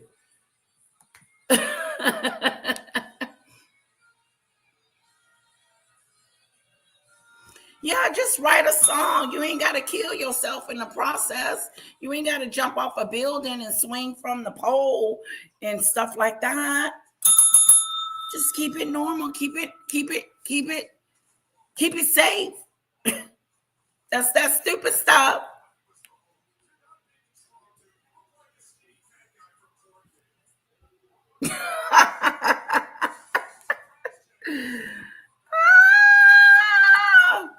Let's see it again.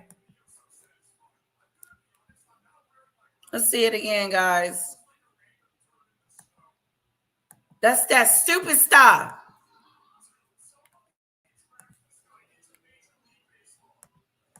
Did you guys see this? She literally caught herself on fire for a music video. I mean, all we wanted was good music, maybe a Teenage Dream Part 2, but we're getting this kind of. She can sing, and she's a great entertainer, but my goodness gracious, do we need you to catch yourself on fire? It's not enough that the world feels like it's on fire. Now we have artists setting themselves on fire. Like, it's stupid. No, she really can't dance. That is true. Okay, Daisy, thank you so much. We're shutting this down in 3 minutes anyway. After he tells us about Katie's being on fire, I'm going to let you beautiful people go and enjoy your rest of your day. She sounded like she was in some duress. Okay. Listen to her scream. Stuff. Go.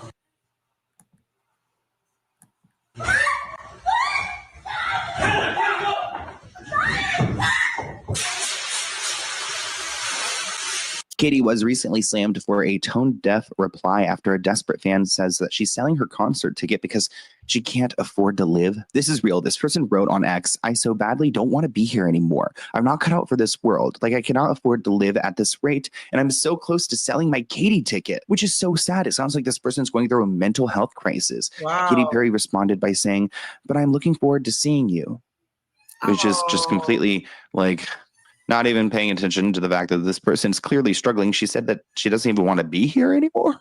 Like, Rhea, we are all standing with you. Please stay with us. This person says that this is so grim, not even to offer her a free ticket or offered help. Girl, wow, Katie, you're so clearly out of touch. You just keep living your out of touch high life while everyone else is barely able to afford the essential. You guys think she should have did more? You think she should have did more? The little girl on there sounded like she wasn't doing too good. And Katy Perry just said, "Oh, I was hoping to see you there." So like she was having a hard time. It didn't sound like it went as planned, Lisa.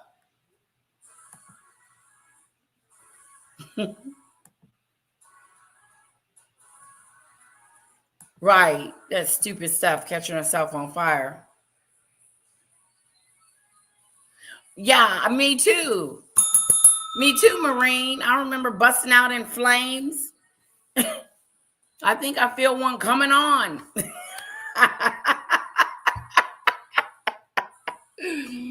Good one. Comment of the moment. Comment of the moment.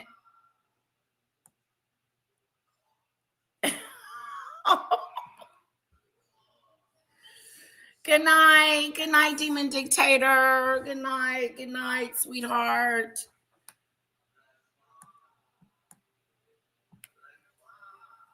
Okay, so she didn't help the girl. I'm genuinely losing it at the audacity. No ticket or anything, just straight up left got you no hanging. ass. Where is the hospitality girl? A lot of celebrities, like a Taylor Swift, if she sees a fan struggling and asking for help, she's going to go and do the most for them. I think it's just concerning to people that like Katie noticed this fan and her reaction was like not to help her at all, kind of to troll her. I would consider that trolling.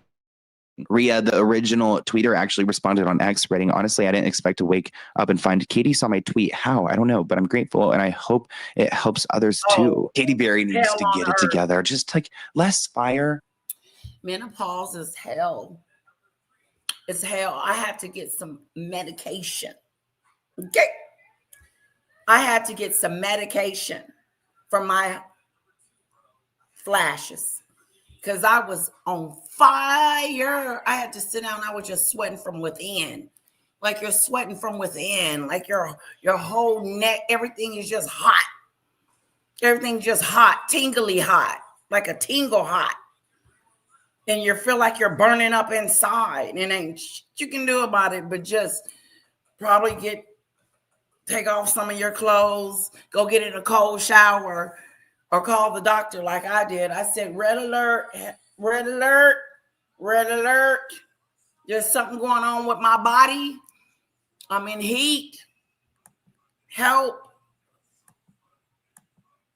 I'm on fire. I'm on fire.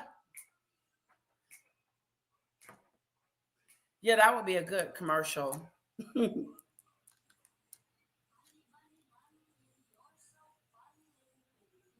She was melting. Yeah, you feel like you're going down. A meltdown. It's a really bad situation. Trust. Don't look forward to it. You young little whippersnappers out there, you're so lucky. You don't have to go through menopause yet. Because it is a situation. I'm telling you, the first time I got it was after I had Kara. It pushed me into menopause after having a baby. I don't know how that happened. Everything stopped. And it was hot as you. Just more like heat in the studio. You know what I mean? Imagine being so out of touch with reality. One of your biggest fans says they want to off themselves. They can't be in this world anymore. They can't afford rent and they want to sell their ticket to you. So one of her fans just said that they were having a difficult time. And Katy Perry's, and she says, oh, and I'm probably going to sell my Katy Perry ticket because I don't feel like going. I just don't feel like being here anymore. In other words, sounding like someone is wanting to unalive themselves doesn't sound good. So instead of her reaching out to the fan to say, let me help you, or let me get you some help, what's wrong, she says, oh, I was hoping you would be there. So it doesn't seem like Katy Perry was too concerned, if you know what I mean. The love. It is. I don't know how to prepare you, but it's a situation when everything in your body turns hot, even your toes. Your toes are on fire. Everything, from your head to your toe. And then my hair, it just starts to tingle. Oh God, it's the worst. But the good news is they have medication.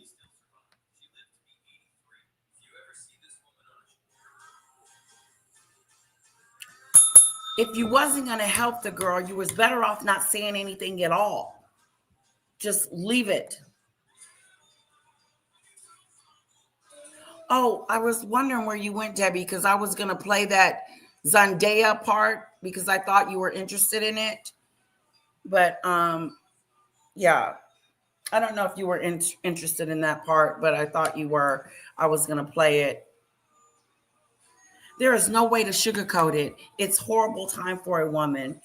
Sorry to burst anyone's bubble, but it gets worse from here.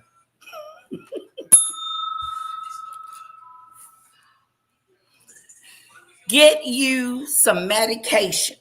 Okay, there's some medication out there that helps, because not only are you sweating profusely out of your body, but you have an attitude, you're pissed off at the world, you're grouchy, you're irritable, and you don't want, I was snapping on my husband. I had to get some medication. I was snapping. And he was like, okay, what's wrong with you? I said, I think it's the hot flashes.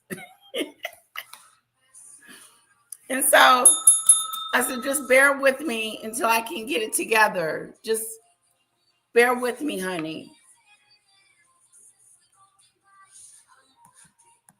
Your show so they can afford life, and this is the response you give? You're one of the most powerful and rich women in the world. So when someone sends you a message like that and that's your response, how could you live with yourself knowing that someone might off themselves because they can't afford to see you, and you have all the power to kind of change that for them? Another one of my favorite posts for being completely out of touch, and now the original post is going viral on social media. So that means that you got to reverse the PR image and say, oh, you know, I should have done something. Let me pay your rent for the next month. Come backstage. I got you covered. I want you to live. You're one of my biggest fans. This happens over and over and over again. Asking artists on social media for new things is not a new thing. People do it all the time. But when people send messages like that, the least you could do is just not respond and say that it fell into the void. But you have all the power to say, hey, come backstage with me. Hey, I've got your rent covered. Hey, you know, here's a free ticket. Like I said, we've got multiple topics in this video, and I wanted to talk about Katherine Heigl just because people were so upset that she was.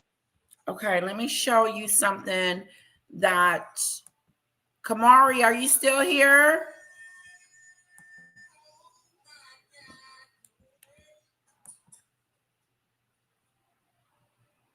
Now, she stayed on her cycle for 87 years. Now, the only good news about menopause is that you don't have to do that anymore. Okay? Maybe we should have a menopause session.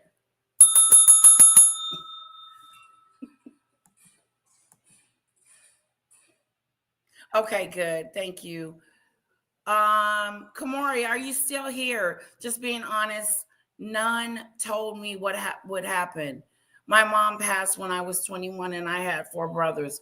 Oh, I'm sorry, Lisa. Yeah, my mom didn't really school me on it. I kind of knew just because she would talk about it. And so when I got it, I knew what it was, but you're never prepared.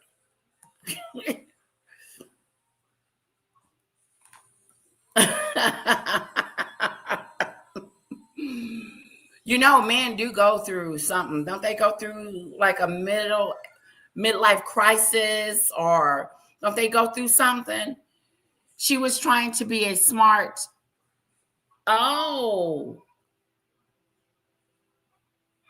Okay. She was trying to be a smart aleck, says Polo. DeLove says, same, Lisa, all my women up here. So, wow, that is kind of sucks, Katy Perry, that you were trying to be a smart aleck. You're going to do just fine. Long as you go to the doctor and get that magic pill. I call it a magic pill. Because it really does something. Yeah, exactly. You're never really prepared for it because you're burning up.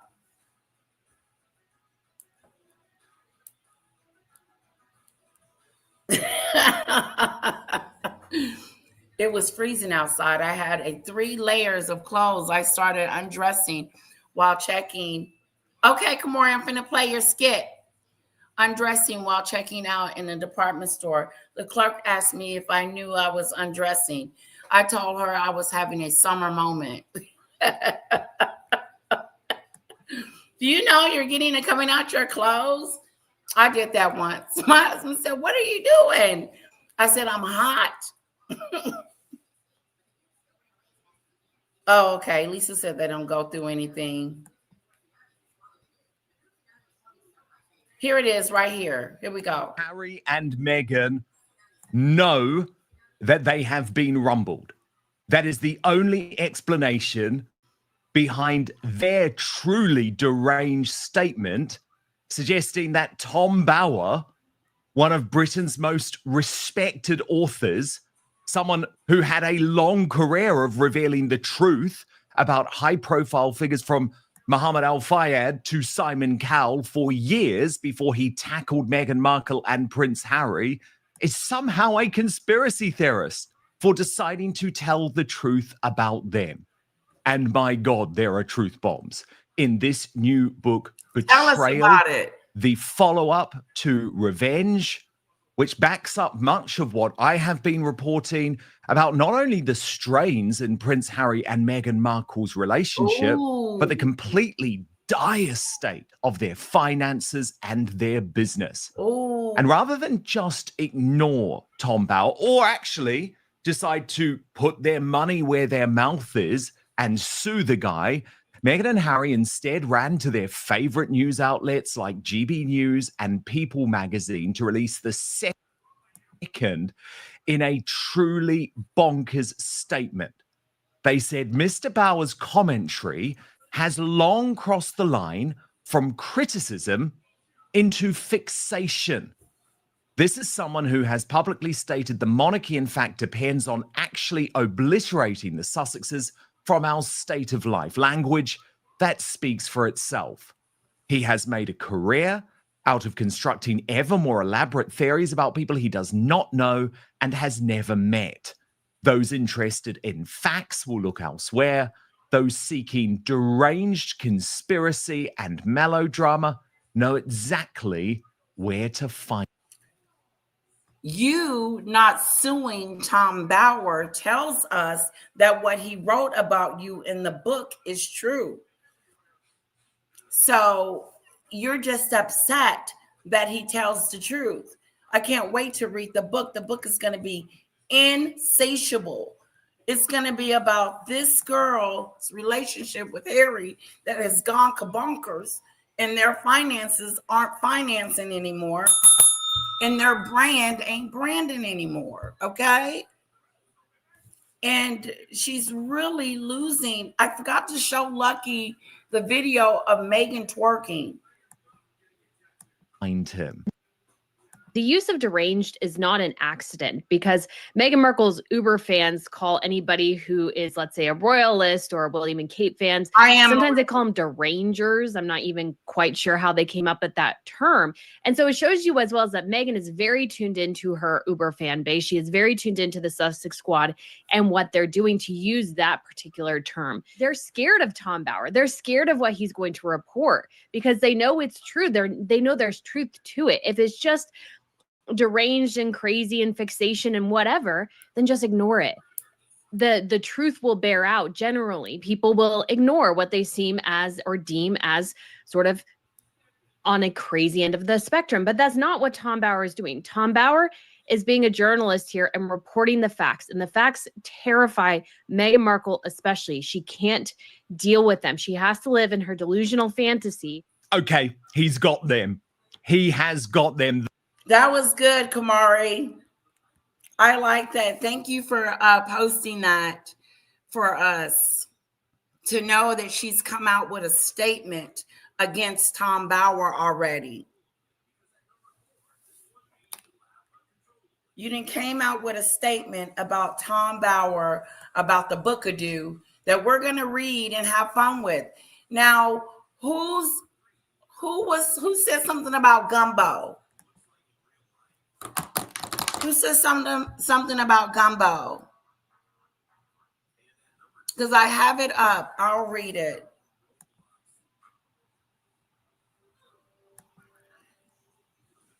The gumbo disaster in Houston refers to a controversy surrounding Mama Tina Knowles' seafood gumbo at the Houston rodeo. A man reported suffering food poisoning after eating the gumbo, claiming it was salty and pretty good before vomiting. Despite the dish popularity, it received mixed reviews, with some attendees finding it underwhelming and others expressing disappointment. The incident sparked discussions on social media highlighting the challenges of celebrity food ventures and the varying experience of customers.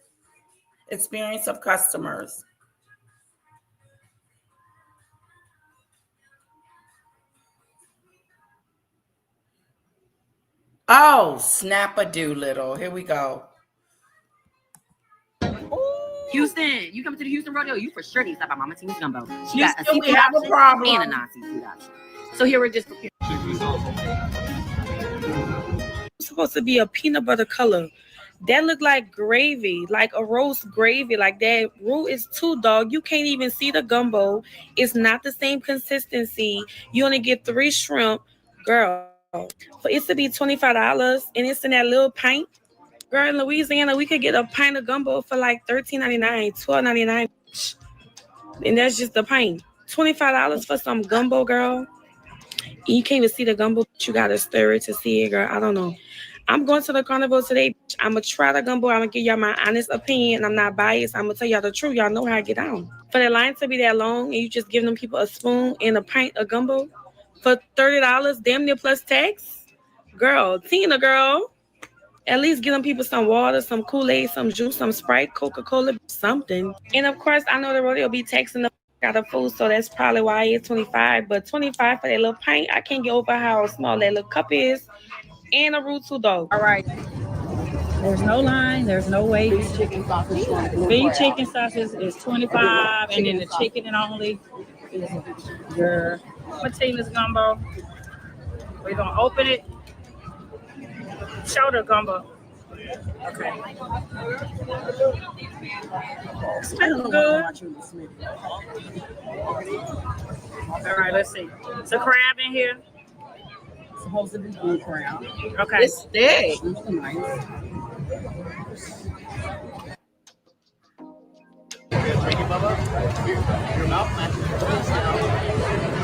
It's good.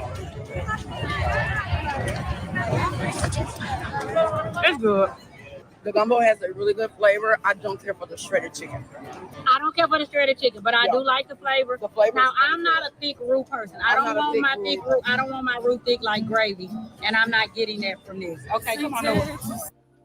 For years, the gumbo prepared by Beyonce's mama, Tina Knowles, was the talk around the house, according to Tina herself, though no one can confirm that outside of her house. But she said her daughters, Beyonce and Solange, loved her gumbo. Now there's a big debate and fallout over this gumbo after Tina Knowles pulled out the pots and took them down to the Houston rodeo, which is going on right now. We happen to be in the middle of it. That lady gumbo don't taste like y'all gumbo. I'm sorry, when I travel, I don't eat nothing Cajun. Nothing that Louisiana originated, I don't eat it. Okay? I don't want it. We have the best. We are the original. There's nothing better than Louisiana food when it comes to Cajun and things like that. I don't understand y'all. Y'all really went to Mama Tina line just to say her gumbo was nasty. Of course it is. It's not going to taste like our gumbo. Like, I don't get what's the big fuss. That's like somebody from California. But the next thing you know, after he ate it, it all came back up. And just a warning, I'm going to talk about what happened, but don't. Okay, this is the guy that ate the gumbo and got sick. Don't worry, I won't show the real nasty part, which is very annoying because I wish I was warned before I actually had to see it myself. Still a little irritated by that slightly. Like, come on, let people consent. This guy who put this video up gave no warning whatsoever that he would show all that nastiness on the ground. It just popped up right on the screen. It's like a violation. Let me make up in my own mind if I want to see that before you show it to me. Because ew. All right, so I think that's enough time. I warned everybody we're about to talk about it. But again, don't worry. You're not going to see the nasty part. Take a look. Wait till the end. All right, so we here at the rodeo 26. We're trying to see the gumbo. Yeah, look, we need the gumbo. Just that. How much you pay for that? $25. $25. $25? What's it like? Pay $25 just to get sick. $25 for a gumbo? It's saucy. It's cool. $30. It's good. It's worth $25 though. I don't care how good it is. Not for this good thing. Yeah. But it's good though. He said it was good, but not worth $25. It's good. Pretty good, Mama Tina. Good job. 20 minutes later. Y'all, I just ate some of Mama Tina gumbo at the rodeo. He's sweating. Oh, sorry. I'm sorry, Mama Tina. Is it spoiled? But it feels horrible. Y'all see I'm sweating. I just threw up all that throw up. So the man ate Mama Tina gumbo, y'all, and he threw up afterwards. Let me tell y'all something. Here in New Orleans, y'all, gumbo spoils. I don't think y'all know the severity and the care that goes into making gumbo, okay? We make gumbo during the holiday season. Okay, you're not most. That is what Michelle said. It will spoil. I don't know. It's $25. And this lady seems to think that it's spoiled.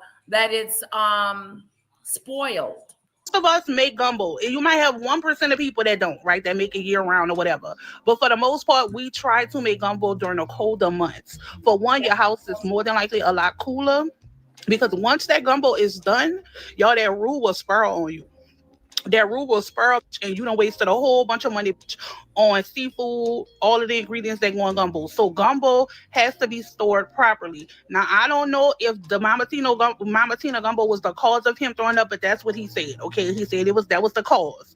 Walking out there in that heat at the rodeo, I personally wouldn't have suggested eating no gumbo in the heat. That's just me personally. But for the most part, y'all, people here in New Orleans, traditionally, we make gumbo during the colder months. Even if it's the colder months, you still have to store it. You can't leave gumbo sitting on a pot. Like if you make some spaghetti or something, you make it early in the day and you can leave it on the stove all day. You have to store that gumbo. Once it cools down, you got to get it in a fridge. But you can't put it in the fridge while it's hot. You got to wait till it literally cools down. Something was messed up. And then you can put it in the refrigerator. Baby, I just finished watching Mo City guy. You know when got Mama Tina gumbo. Y'all go watch his video, Mo City Joe or something like that. Y'all can go watch his video. But baby, let me say y'all, you can't eat gumbo all year round. Gumbo is a seasonal food. That's why you see people in New Orleans breaking out the gumbo soon as winter hit, baby. We're breaking the pots out and we cooking that gumbo. That's why we cook it around the holidays. Because gumbo spoil on your stomach.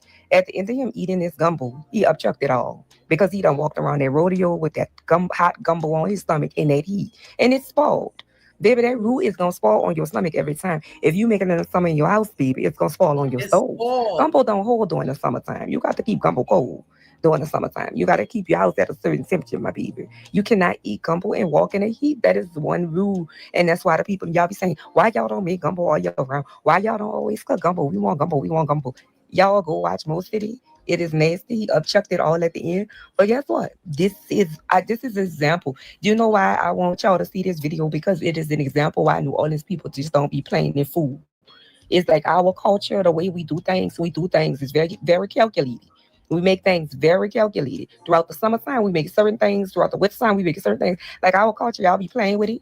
And then you got all this chicken, sausage, all that other stuff mixed off in there. However you want to make your gumbo, you do you. But from what I'm hearing from people, it don't taste like gumbo. It's like a gravy. But either way, it's a roux. It had either way she made it. I seen a brown gravy, and it has the roux in it, and it has the shrimp in it. Those two combinations during the summer, I mean, is not good for you, baby. So y'all be careful. I'm not trying to knock nobody's hustle, but just be careful eating this type of heavy food and walking in the sun because it's not good for your digestive system. It can't handle no roux and heat.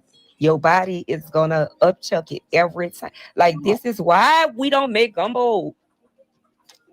Since everybody want to make gumbo, because I don't know what this is, but they say this is over there. Did it possibly spoil? We don't know. All we know, he said it was good while he was eating it, and then moments later, it ended up all over the ground. And that's the last thing he had to eat. Beyonce mama down at the rodeo selling gumbo. Beyonce mama got a gumbo called Mama Tina Gumbo. And I'm not going to take no reply. Everybody said it is nasty. And I'm going to tell you the truth because y'all already know I'm going to give it to you some real shit. The only reason why y'all out there patronizing Miss Tina Knows is because she's Beyonce mama. Now, y'all already know that lady already said that it was a collaboration between two people and her. So with this being said, how authentic and savory the gumbo really is when so many people got their hands in the pot. Now, my big thing is y'all got Big Bertha. Y'all got Sharonda. You know what I'm saying? Who got a food truck and selling place out their home, but y'all will not. Y'all will not. go and patronize them, but y'all sit up here and go and run and take your money to mama nose with that $25 gumbo that tastes more like motherfucking gravy and rice and stew. Eat from a lugau? Huh? I don't care how hungry I is, how curious I is, how broke I is, how rich I is. Whatever circumstance I'm in, it's some abzibas.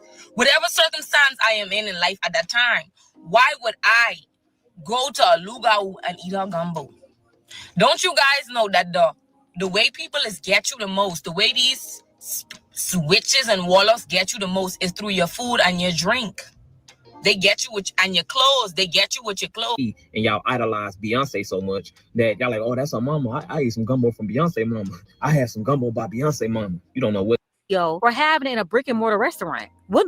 Baby, one thing I know into the show, y'all will buy anything with a name attached to it. Yes, I said it. Now y'all done ran y'all down there to that Houston Carnival and bought that high cup of gumbo because Tina Knowles' name was attached to it. Yeah, that's exactly what y'all did. Y'all done ran y'all down there to that Houston Carnival and let Tina tell y'all that it took her 13 to 14 hours to cook that gumbo. And y'all stood y'all in that long line because they say the line was damn near outside of the carnival. People stood in that long line to get a $30 cup of a small cup at that of Tina Knowles gumbo. Now, if you tell me you ain't never known no gumbo to take no 14 hours to make. And baby, I ain't had a cup of gumbo yet that made me say, you know what, I paid $30 for that. Not yet. Now I done had some good gumbo. But for $30 for a small cup, baby, I wouldn't have paid $30 for a large cup, let alone a small cup. But again, just because Beyonce mama, Tina Knowles, and no offense to Miss Tina, I'm just saying, $30 for a small cup of gumbo. Okay. Hell, what was all in the gumbo? What she put octopus in there? What was in the gumbo? She must have had everything under the sea Octopus in that gumbo for y'all to stand in that line and pay $30 for a small cup of gumbo. And then you don't know what reviews to believe. 50% of y'all said it was good. The rest of y'all had terrible things to say about it, saying the root was too loose, it was too watery, that it didn't taste like no gumbo, it tasted like stew. What about a corn dog? But yeah, y'all stood y'all in that line. Like I said, because Tina Knowles, Beyonce mom, the name was attached to it. Because y'all know damn well, had that been Tasha from Third Ward selling some gumbo, y'all would have talked about her ass like a dog. Y'all would have read her for film. And y'all know I ain't lying. Y'all would say, girl, you Tasha down at the carnival selling $30 a cup of gumbo? Girl, she must be crazy and out of her damn mind. She think I'm gonna go down to the Houston Carnival and buy a $30 cup of gumbo from her. That's exactly what y'all would have said. Oh, but just because it's Beyonce, mama, Tina Knowles. Yeah, I am guilty of doing that, buying something because it comes from someone that I think is going to be good, or often is described as the creature with a human body and the head of the wolf, a dog similar to the werewolf legend. What?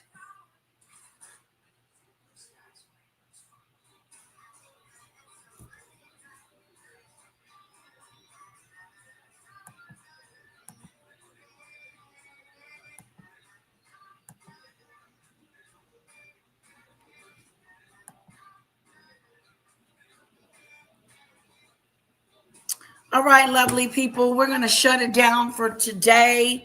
I will see you guys tomorrow. A little bit won't be with me tomorrow. She's going to be at Mama's house. Daddy's going to drop her off in the morning. And she's going to come back Friday afternoon. Anyway, love you guys. Thank you so much for joining me today. Thank you for my super chat, Maureen and Daisy. I appreciate that so much. You guys are awesome. No, I didn't meet my goal, but I almost did.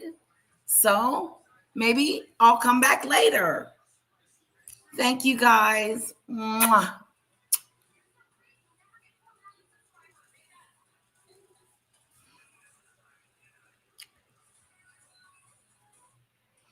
Thank you, mods. I want to thank you guys. Thank you, moderators, for being awesome. Thank you, thank you, thank you. I really do appreciate you guys taking time out of your busy schedule to mod for me. I forgot to thank Daisy. I will thank her tomorrow or another time. But thank you, Daisy and Demon Dictator and Polo and my mods for today. I do appreciate you guys. Thank you and have a wonderful evening.